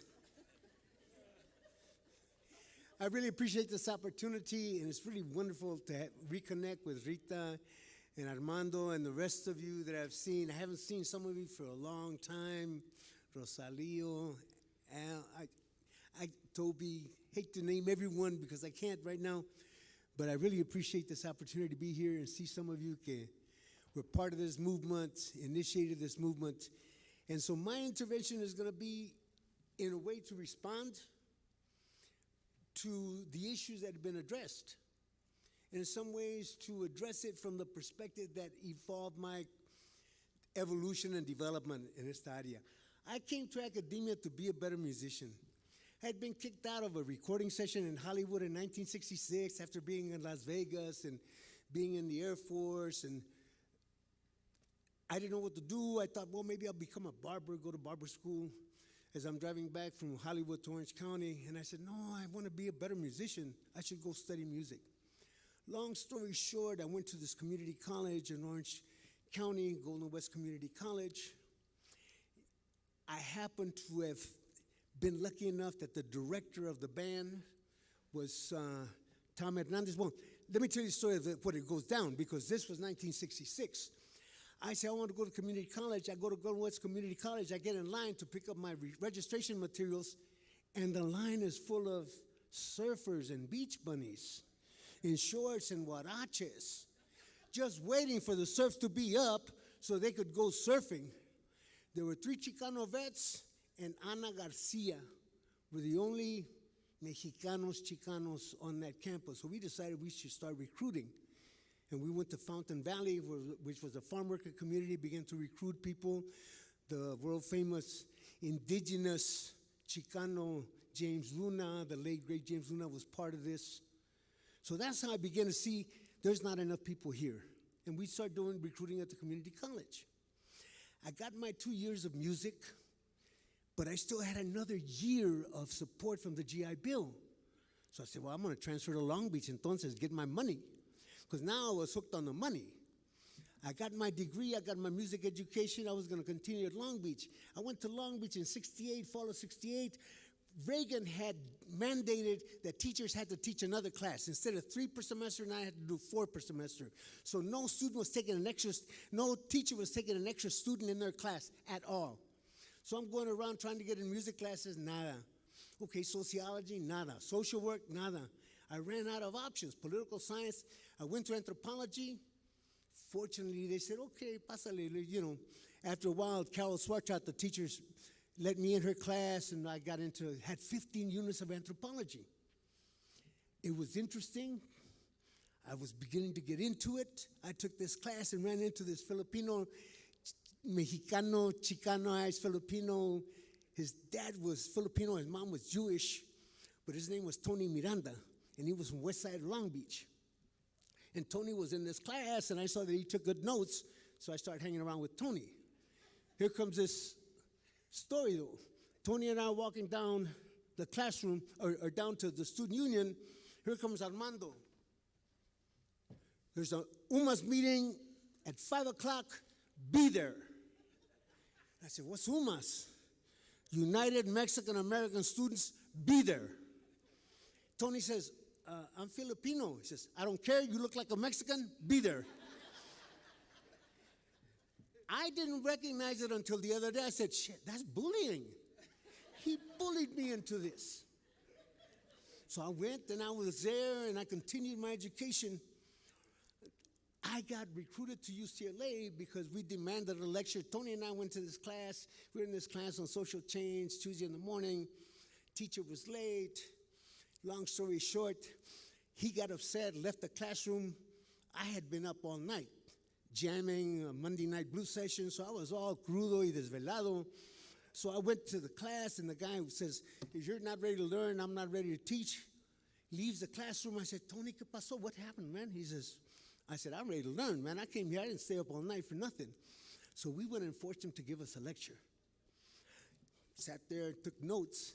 When we left, he called up his teachers and said, hey, you're not going to believe this. These two Chicanos just forced me to give them a lecture. So they started recruiting us. I got recruited to UCLA, where I accepted a fellowship. Tony got recruited to USC later on, and he was in teacher corps with my boy Frank Garcia. We then came together at UCLA and continued the movement. When I got to UCLA, I got exposed to Al Camarillo, Juan Gomez Quiñones, and we said, we're going to change. I want to be a Chicano anthropologist. I'm going to be a Chicano sociologist. But the first thing I did when I said I want to be a Chicano anthropologist, I said, no, you got to go to Guatemala. I said, no, I'm Chicano. I want to go to New Mexico. They said, no, you have to have other cultural experiences. I don't know anything about New Mexico. I'm from Texas. Still, they made me go to Guatemala by threatening me not to give me my fellowship. So I came back and said, okay, I'm going to do my dissertation on Chicanos in East LA. They said, oh, no. We have an idea. You should go to New Zealand to study Maori drinking behaviors. That's when we knew they were not for us. And we began to say, we're going to create our own discipline. We met in San Antonio in 71, began to format what we would do in Chicano social science. Next year, we met in New Mexico, Las Vegas, New Mexico, and we said, this is how we're going to be Chicano studies. What makes us different from the dominant sociologists, anthropologists? And these are the following, what I call the 4 operating propositions of Chicano studies that we established in 72. Number 1, we're getting critical of dominant individuals, dominant institutions, and dominant ideologies. We don't care if they're Mexican, Mexican-American. If they're dominant, we critique them. At first, we were brutal critique, and destructive, aggressive and destructive in our critique. Now we've become to be positive instead of negative and constructive in our critique. Some of the suggestions I'm going to make in my critique of Rita's presentation will be in a constructive, positive manner. We then said, what else? We are community-centered. We are concerned with the Mexican community, the most needy in the community, the most vulnerable. And who are those? Well, the Beatitudes, the hungry, the incarcerated, the widowed, the orphaned, the unhoused, the underpaid, the underemployed. That's where our concern is, and that's whose lives we want to improve. That's the purpose of Chicano studies. That's the purpose of Chicano social science. Number 3, we are going to be multidisciplinary. I'm not just going to approach this as an anthropologist. I'm going to take into consideration political science, music, theater, everything that informs us on what the nature of the problem is. If I'm studying Chicano alcohol abuse, I take into consideration all aspects of the problem. That's what we said is Chicano studies. We don't approach it from a discipline, but from a multidisciplinary perspective, multi-theories, multi-method. And by multi, I have interpreted it as three. At least three methods, three sources, three theories, until you can then demonstrate the quality of the work. And fourth, and this was the most important thing that we said and that we developed, and at least I really emphasized, was a reflexive dimension. They said, what makes us different from the Anglos and others that are studying our community? They approach this from the third person. They talk about us as them. We are going to approach it from the first person, and we're going to talk about us, our community, my research. And that's the difference. Because if we approach it from the first person, from a reflexive first person, then we have to begin to understand what are the issues involved here. And what the issues involved here was we are biased by the very factors that Rita pointed out. My ethnicity, the fact that I'm a Chicano, but not just a Chicano, I'm from Texas. I came to California in the mid-60s with a bias. Puros pochos aquí, man. Nobody speaks Spanish. Gee, man. En Califas, puro esto, puros son hijos de los españoles. Right, like that. All these biases. When I got to Colorado, I got to Colorado, and in Colorado at UC Denver, they said, oh man, you got from California, think you know everything about Chicanos. I said, no, I'm from Texas. Ooh, you're worse. Biases, ethnic, gender. My masculinity biases my research. I need to be aware how. My class. These factors, class, gender, ethnicity, we need to be aware of. And we need to be aware of what I learned from another fellow student. And let me underscore this for students. Notice how every one of us, how many of us talked about the teachers who taught us? How many of us talked about the students, our fellow students that we learned from? And my fellow student, fortunately, was Carlos Castaneda at UCLA. And he taught me about the enemies that Don Juan had told him. He said, if you want to be a person of knowledge, a seeker of knowledge, you have to confront and defeat your four enemies. And these are the four enemies that we've taught, at least I've taught my students. Number one is fear. Fear is an enemy because it freezes you. It forces you to not do. And that happens often, man. When I started doing my alcohol abuse research in San Jose, and I began to do my preliminary research, oye, ¿por qué crees que tomamos, hay tanto alcoholismo entre la raza? No, pues la pinche cultura. And I said, oh man, they're blaming the culture. And I said, oh man, what if they're right? Man, maybe I shouldn't do this research. How am I going to come out and say the problem with Mexican culture, drinking is Mexican culture?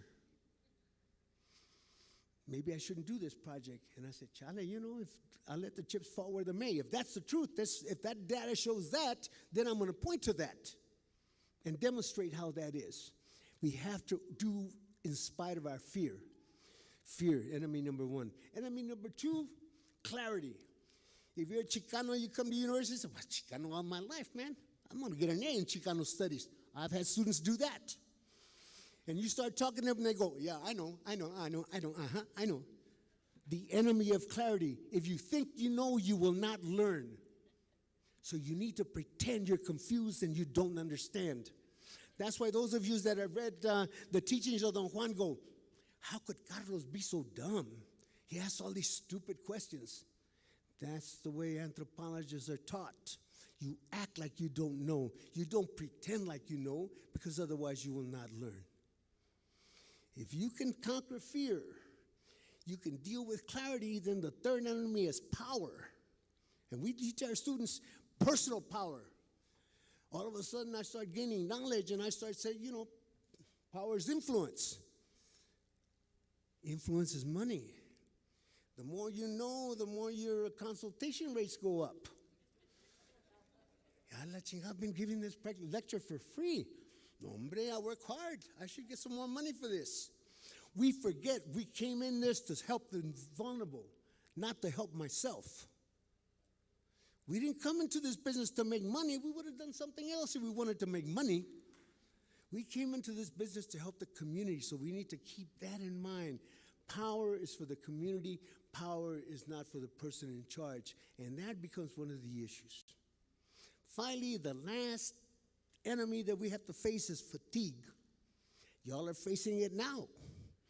You're trying to pay attention and learn, but it gets harder the longer you at it.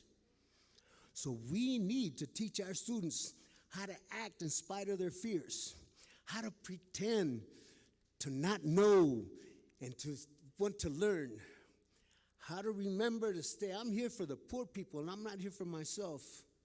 And finally, I'm going to get tired, and I'm not going to learn everything that I want to learn. I'm going to go on 82, and I've been having to clear my library. And there's some books there that I look at, and I never read them. And I don't want to get rid of them because I think, I want to read that book. And at the same time, I'm beginning to say, Chingo, I'm not going to have time. My time is up. And that's what we have to come to.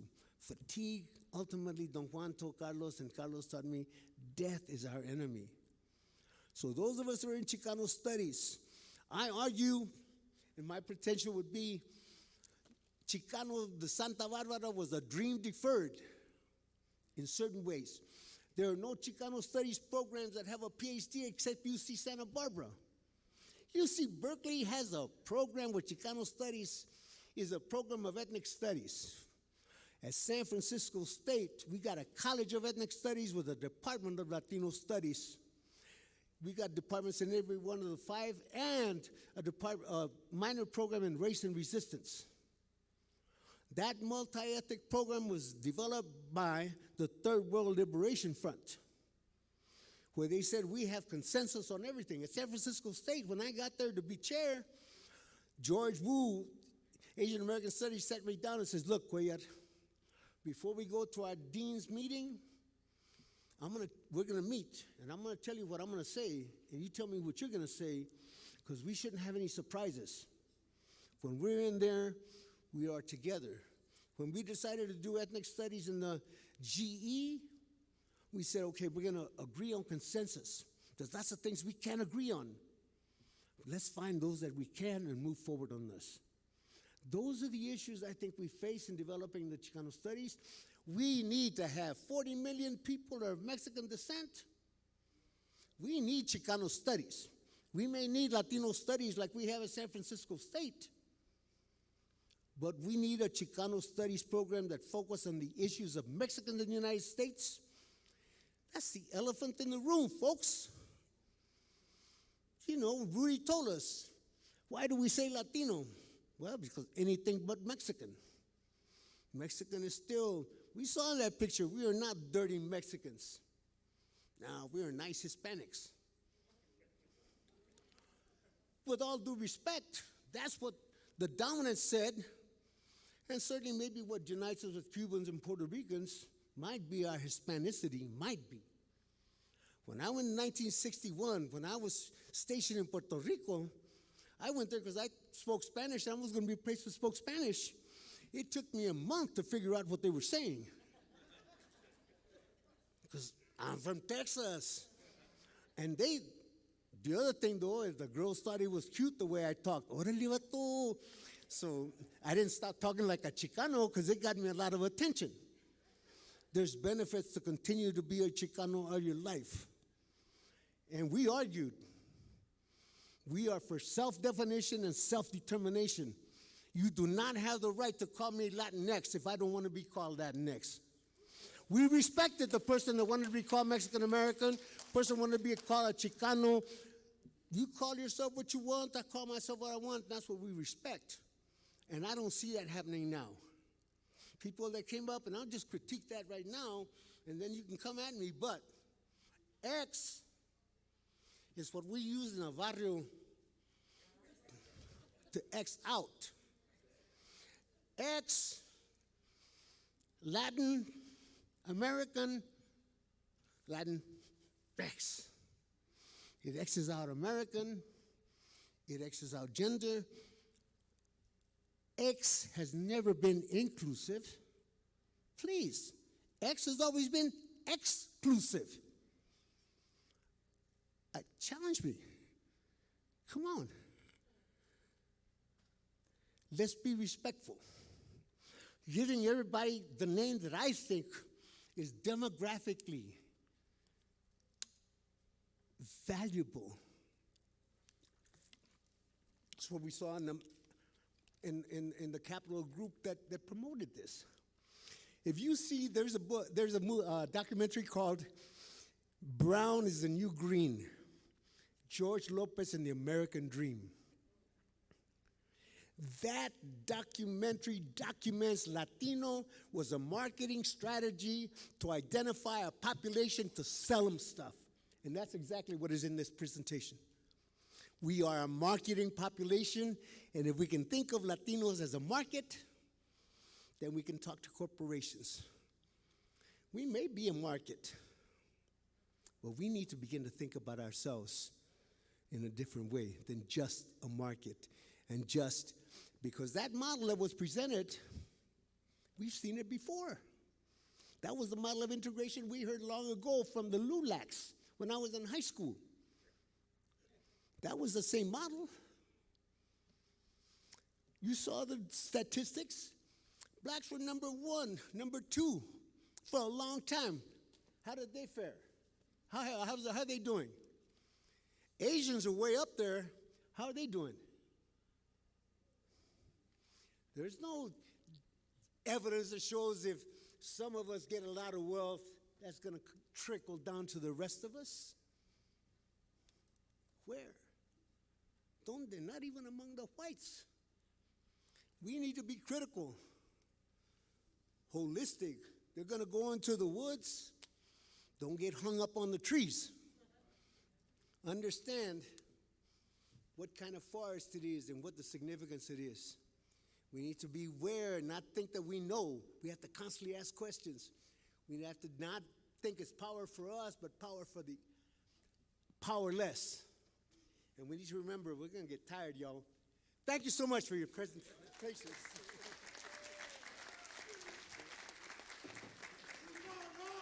Power. Muchísimas gracias, carnalito. And he certainly puts into context many of the things that we have talked about today. And I agree entirely that all of us have a right to identify ourselves whatever the hell way we want. We have to respect that, right? And if you want to call yourself Latinx or Chicanx, which to me is very, very offensive, we need to allow them to do that. And my only dare that I have, because personally I think it's a pendejex, it's a stupidex, and also, frankly, I dare anyone. I'm a native speaker. I was born and raised in Chilangolandia. I went through elementary school, and I have maintained my Spanish, I think, fairly good. I dare anyone who defines themselves as a Latinx or Chicanx to write just one page in Spanish, using every time that you're supposed to use the X. And they will convince themselves that it's a pendejex. And obviously, if you identify as a Latinx, Chicanx, well, then why don't you start by changing your last name? Rodriguez, Martinez. Bueno, ahí la voy a dejar, porque nos podemos pasar el resto de la tarde. And I wanted to just return to some of the data that Rita presented. We are also looking at a Mexican diaspora, a new era of Chicano studies. And this has been the focus of my work in the last 3 years, since we celebrated Chicano studies, the 50th anniversary Chicano studies, in Tijuana, at the Colegio de la Frontera Norte. And also to promote the idea that it's not about the nostalgia about Chicano studies from 54 years ago. It's about what do we challenge academics, and especially in Mexico, to research, to publish about our community of Mexican origin.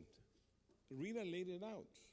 41 million of Mexican origin. I think it's more than that. Remember the undercount. Remember that there's a lot of undocumented folks that were not counted by the census. But if you add at least 40 million Mexicanos north of the border with 130 million within the Mexican Republic, 170 Mexicans straddle the border? Who's the majority? At least in Califas, right?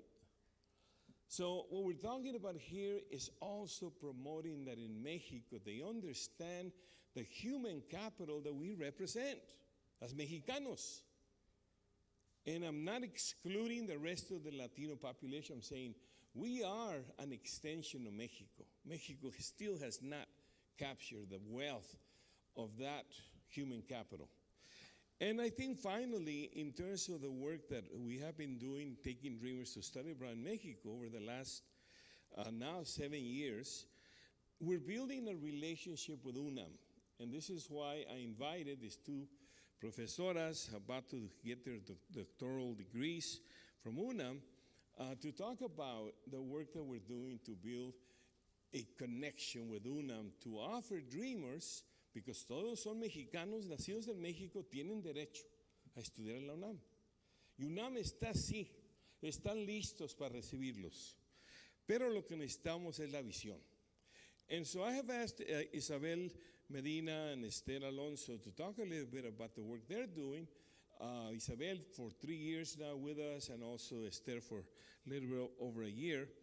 So let me ask Isabel first to speak about the work that we've been doing in terms of offering Spanish classes for the Dreamers online, but also a diplomado, certificate program that can lead to a master's in U.S.-Mexico studies.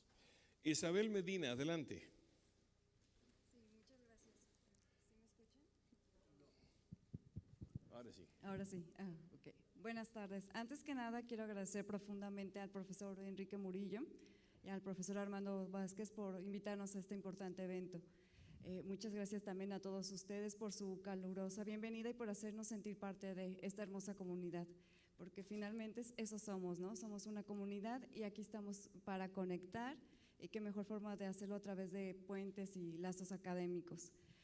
Sí, como comentaba, profe, yo soy egresada de la Universidad Nacional Autónoma de México, la UNAM, la máxima casa de estudios en México, la segunda en América Latina, y que poco a poco se ha ido posicionando entre las mejores universidades en todo el mundo. Haciendo mi investigación de doctorado fue como yo conocí al profesor. De hecho, mi tesis se titula Chicana Power, las mujeres en el movimiento chicano y sus aportes en la esfera educativa, laboral y política. Pues bueno, así es como yo conozco al profesor Armando. El año pasado tuve la oportunidad de participar en el programa de estudios en el extranjero para Dreamers. Y pues bueno, ellos al enterarse que yo era estudiante de la UNAM, se empiezan a acercar a mí, me empiezan a mostrar esa inquietud. Oye, a mí me gustaría ingresar a la UNAM, ¿cómo se le puede hacer? Si yo me hubiera quedado en México, hubiera sido ese mi sueño, o también mis padres en algún momento soñaron a asistir a esta universidad. Este año tuvimos 5 seminarios en la UNAM, en la cual los Dreamers presentaron sus experiencias, sus historias de vida, y también pues asistieron muchos académicos, estudiantes y profesores de la UNAM, y quedaron fascinados con ellos por todo ese capital humano que tienen. Y pues bueno, pues ya tenemos en puerta un convenio de colaboración entre el Centro de Estudios California-México y la FES Acatlán de la UNAM. Este convenio de colaboración incluye un diplomado en estudios México-Estados Unidos y un curso de español, el español como lengua hereditaria, porque ellos hablan fluidamente el español, pero sí mostraban así como que preocupación por escribirlo. Entonces, este curso tiene como objetivo reforzar la expresión escrita, gramática, ortografía y tal vez adquirir un vocabulario como que más académico. Y pues el diplomado se basará en conocimientos sobre aspectos económicos, sociales, culturales de México y su relación con Estados Unidos. Entonces, pues eso es en lo que estamos trabajando actualmente. Hemos tenido charlas con profesores, académicos, investigadores de la UNAM, y se pretende implementar a principios del siguiente año en modalidad mixta, principalmente de manera virtual, pero si ellos quieren pueden asistir a México e incorporarse a las aulas de la UNAM mediante el permiso de Advance Parole. Pues bueno, tengo que ser breve porque se acaba el tiempo. Y nuevamente agradecerles la oportunidad de estar aquí y es un placer conocerlos. Muchas gracias por su atención. Gracias. Tenemos una traducción en contextual. Muchísimas gracias. Adelante. No. Necesito, muy bien. Thank you very much. Isabel says, first of all, she wants to thank everyone for making her feel welcome and for building community as she arrived in this event. She also talked about how she graduated from UNAM, which is the second Latin American university in importance in education. She has studied Chicana power, and her dissertation for her doctorates actually was on Chicana power. One of the projects that she's working on is this collaboration between Mexico and the United States to facilitate the study at UNAM for dreamers who have the right to study in Mexico but may not have the capabilities of the academic language. So the program includes getting the students ready to build their academic language in Spanish so that they can comfortably acquire the degree. This program is to start next year, and it is encouraged to start virtually, but students can come and study in person. She also thanked everyone for listening. Thank you very much. Les presento también a la ya casi doctora Esther Alonso, por favor. Gracias. ¿Sí me escuchan? Sí. Ok, bueno, pues también muchas gracias al doctor Enrique Murillo y al profesor Armando Vázquez por la invitación y por la oportunidad de estar aquí con todos ustedes compartiendo el proyecto en el que estamos trabajando. Como parte de este proyecto que estamos trabajando con la UNAM, también queremos hacer una red y una conexión con otras instituciones en México, en este caso con el Instituto Nacional Electoral. Queremos extender esta parte de los estudios a tener una capacitación de derechos cívicos para todos los Dreamers, en este caso para los egresados del programa.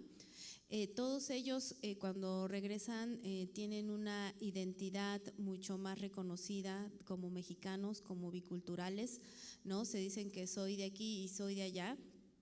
Y esto también les permite o quieren tener un mayor contacto con sus raíces en México. Por eso es que estamos trabajando con el INE para que todos puedan tener su credencial de elector. De hecho, es un requisito del programa para que puedan asistir. Entonces, estamos buscando un programa de empadronamiento para que ellos puedan promover dentro de sus comunidades, con sus familiares, con sus amigos, que puedan tener esta credencial de elector. Más allá de una identificación como mexicanos, les da también el derecho a ejercer su voto desde el extranjero, algo que es muy importante y que en el último programa que estuvimos fuimos recibidos por el consejero presidente del INE en México y bueno, él se pudo dar cuenta de todo el capital humano que tienen todos estos estudiantes, ¿no?, que asisten al programa. Y bueno, quedaron muy interesados en poder trabajar y que ellos conozcan también sus derechos políticos en México. Como mexicanos tienen derecho a ejercer su voto y bueno, como actores transnacionales que son, pues también pueden influir en estas decisiones, ¿no?, en lo que sucede en su país, a pesar de que ellos viven aquí, tienen familia, tienen amigos viviendo en México y bueno, como bien lo mencionó también Rita, pues obviamente todos los sucesos internacionales impactan también aquí a la comunidad latina en Estados Unidos.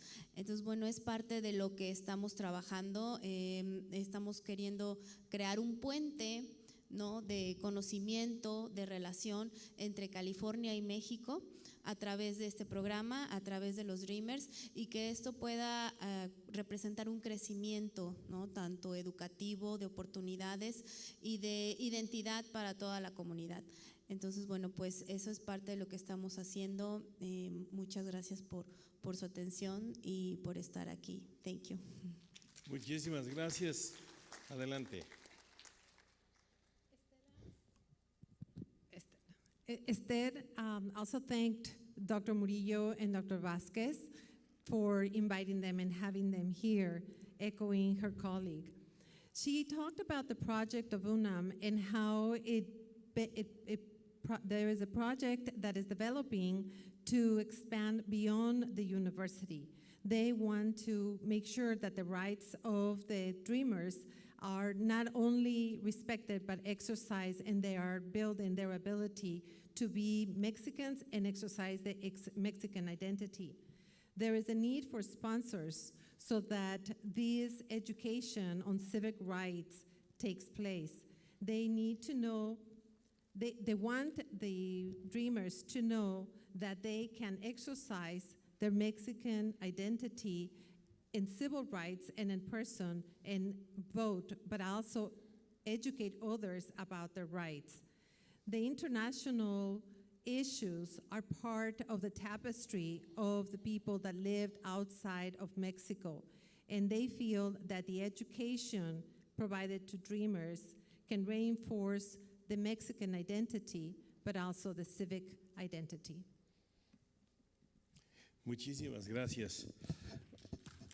Y gracias, Isabel. Esther, algo que quiero añadir brevemente sobre también la visión de tener este tipo de intercambio académico a todos los niveles. Ellas también están investigando posiblemente hacer postdoctorados en Estados Unidos. Su nivel de inglés es muy bueno, pero decidimos que hablaran en español para poder expresar mejor su participación en este programa. Y que de hecho algunos han de haber recibido anoche el libro que acabamos de publicar para este evento. Ya ellas trajeron la primer cantidad de libros de lo que le llamamos la antología de sueños de un viaje imposible. Está bilingüe, está totalmente en ambos idiomas y son 38 ensayos del verano pasado de 215 Dreamers que llevamos, que por primera vez en más de 5 años habíamos estado esperando porque no nos dieron los permisos durante toda la gestión de Trump. Entonces les pido, si quieren recibir el libro, comuníquense con nosotros, con Enrique, y lo vamos a hacer gratis a todos los que son académicos, maestros, etcétera. Sí se va a vender luego que salga la siguiente ronda de libros. Por el momento tenemos 1000 libros para repartir. Y finalmente quería comentar sobre esta relación que estamos construyendo con la UNAM y con el Instituto Nacional Electoral, porque sí nos importa muchísimo empoderar a nuestra comunidad y poder elegir a la próxima presidenta de México. Ya saben quién es, ¿verdad? No, ya ven. La jefa de gobierno del Distrito Federal, of Mexico City's Mayor, Claudia Sheinbaum Pardo, que es la número 1 candidata a la presidencia en el 2024. Entonces ella nos recibió, she welcomed us in a major museum in Mexico City with one of the groups of dreamers, and we are committed to create a political base to promote the voto en el exterior for Mexicans to increase the number of votes in presidential elections and also governor elections. So I want to wrap it up by just saying that we have a brief few minutes. I know Enrique needs to do a final role. He was already here throwing the hook on me. But I think that okay, I wanted to comment that all three of us are in agreement that we need to have lead. Le voy a echar la responsabilidad a nuestro nuevo representante en la Casa Blanca.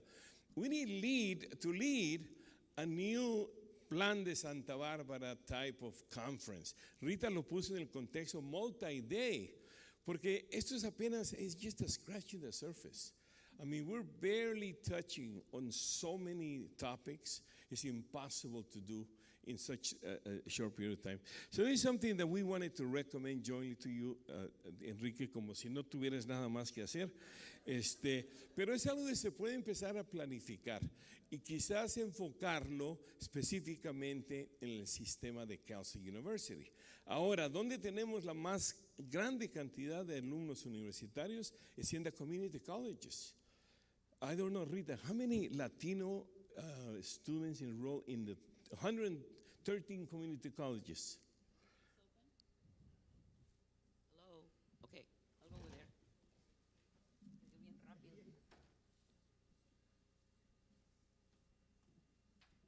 There are are 2.3 million students in the California community colleges. 2.3 million.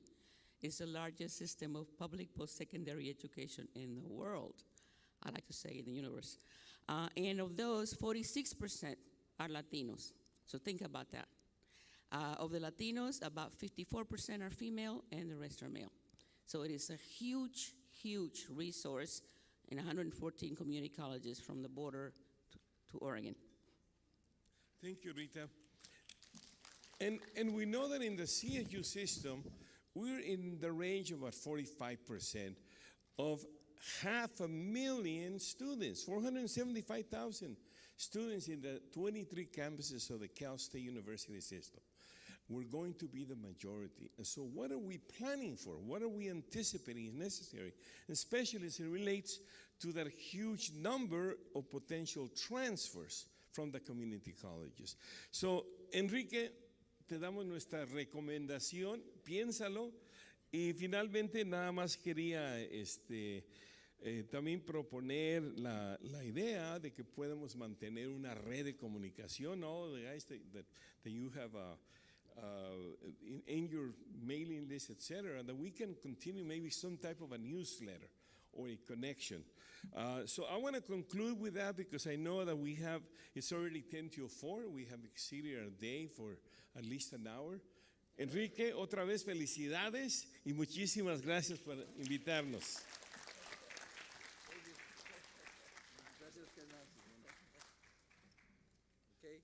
Okay, I heard the power gets turned off at 4, so we gotta hurry up. Okay, so ya para despedirnos, all right, friends and colleagues, we're signing off today. We're happy to report that we stood strong for 11 lead summits, and we today exceeded my expectations. I have a good story. We all have a good story to share today with everything that happened with the fire and the Cheech but don't worry, the Brown Berets took them. The Brown Berets took them, and they said, "Don't worry, we got Cheech." They said, "Don't worry, we got Cheech." Right? So Cheech was under good hands. We didn't know what was going on, so the Brown Berets took care of it. So thank you to them. If there's any lead planners here left, come up for our traditional group picture. If not, pues ya ni modo. Everyone's tired. I lost my voice. Un granito más de arena. Muchas gracias. Y con eso nos despedimos. Colorín colorado, este cuento se ha acabado. Hasta la próxima. Thank you.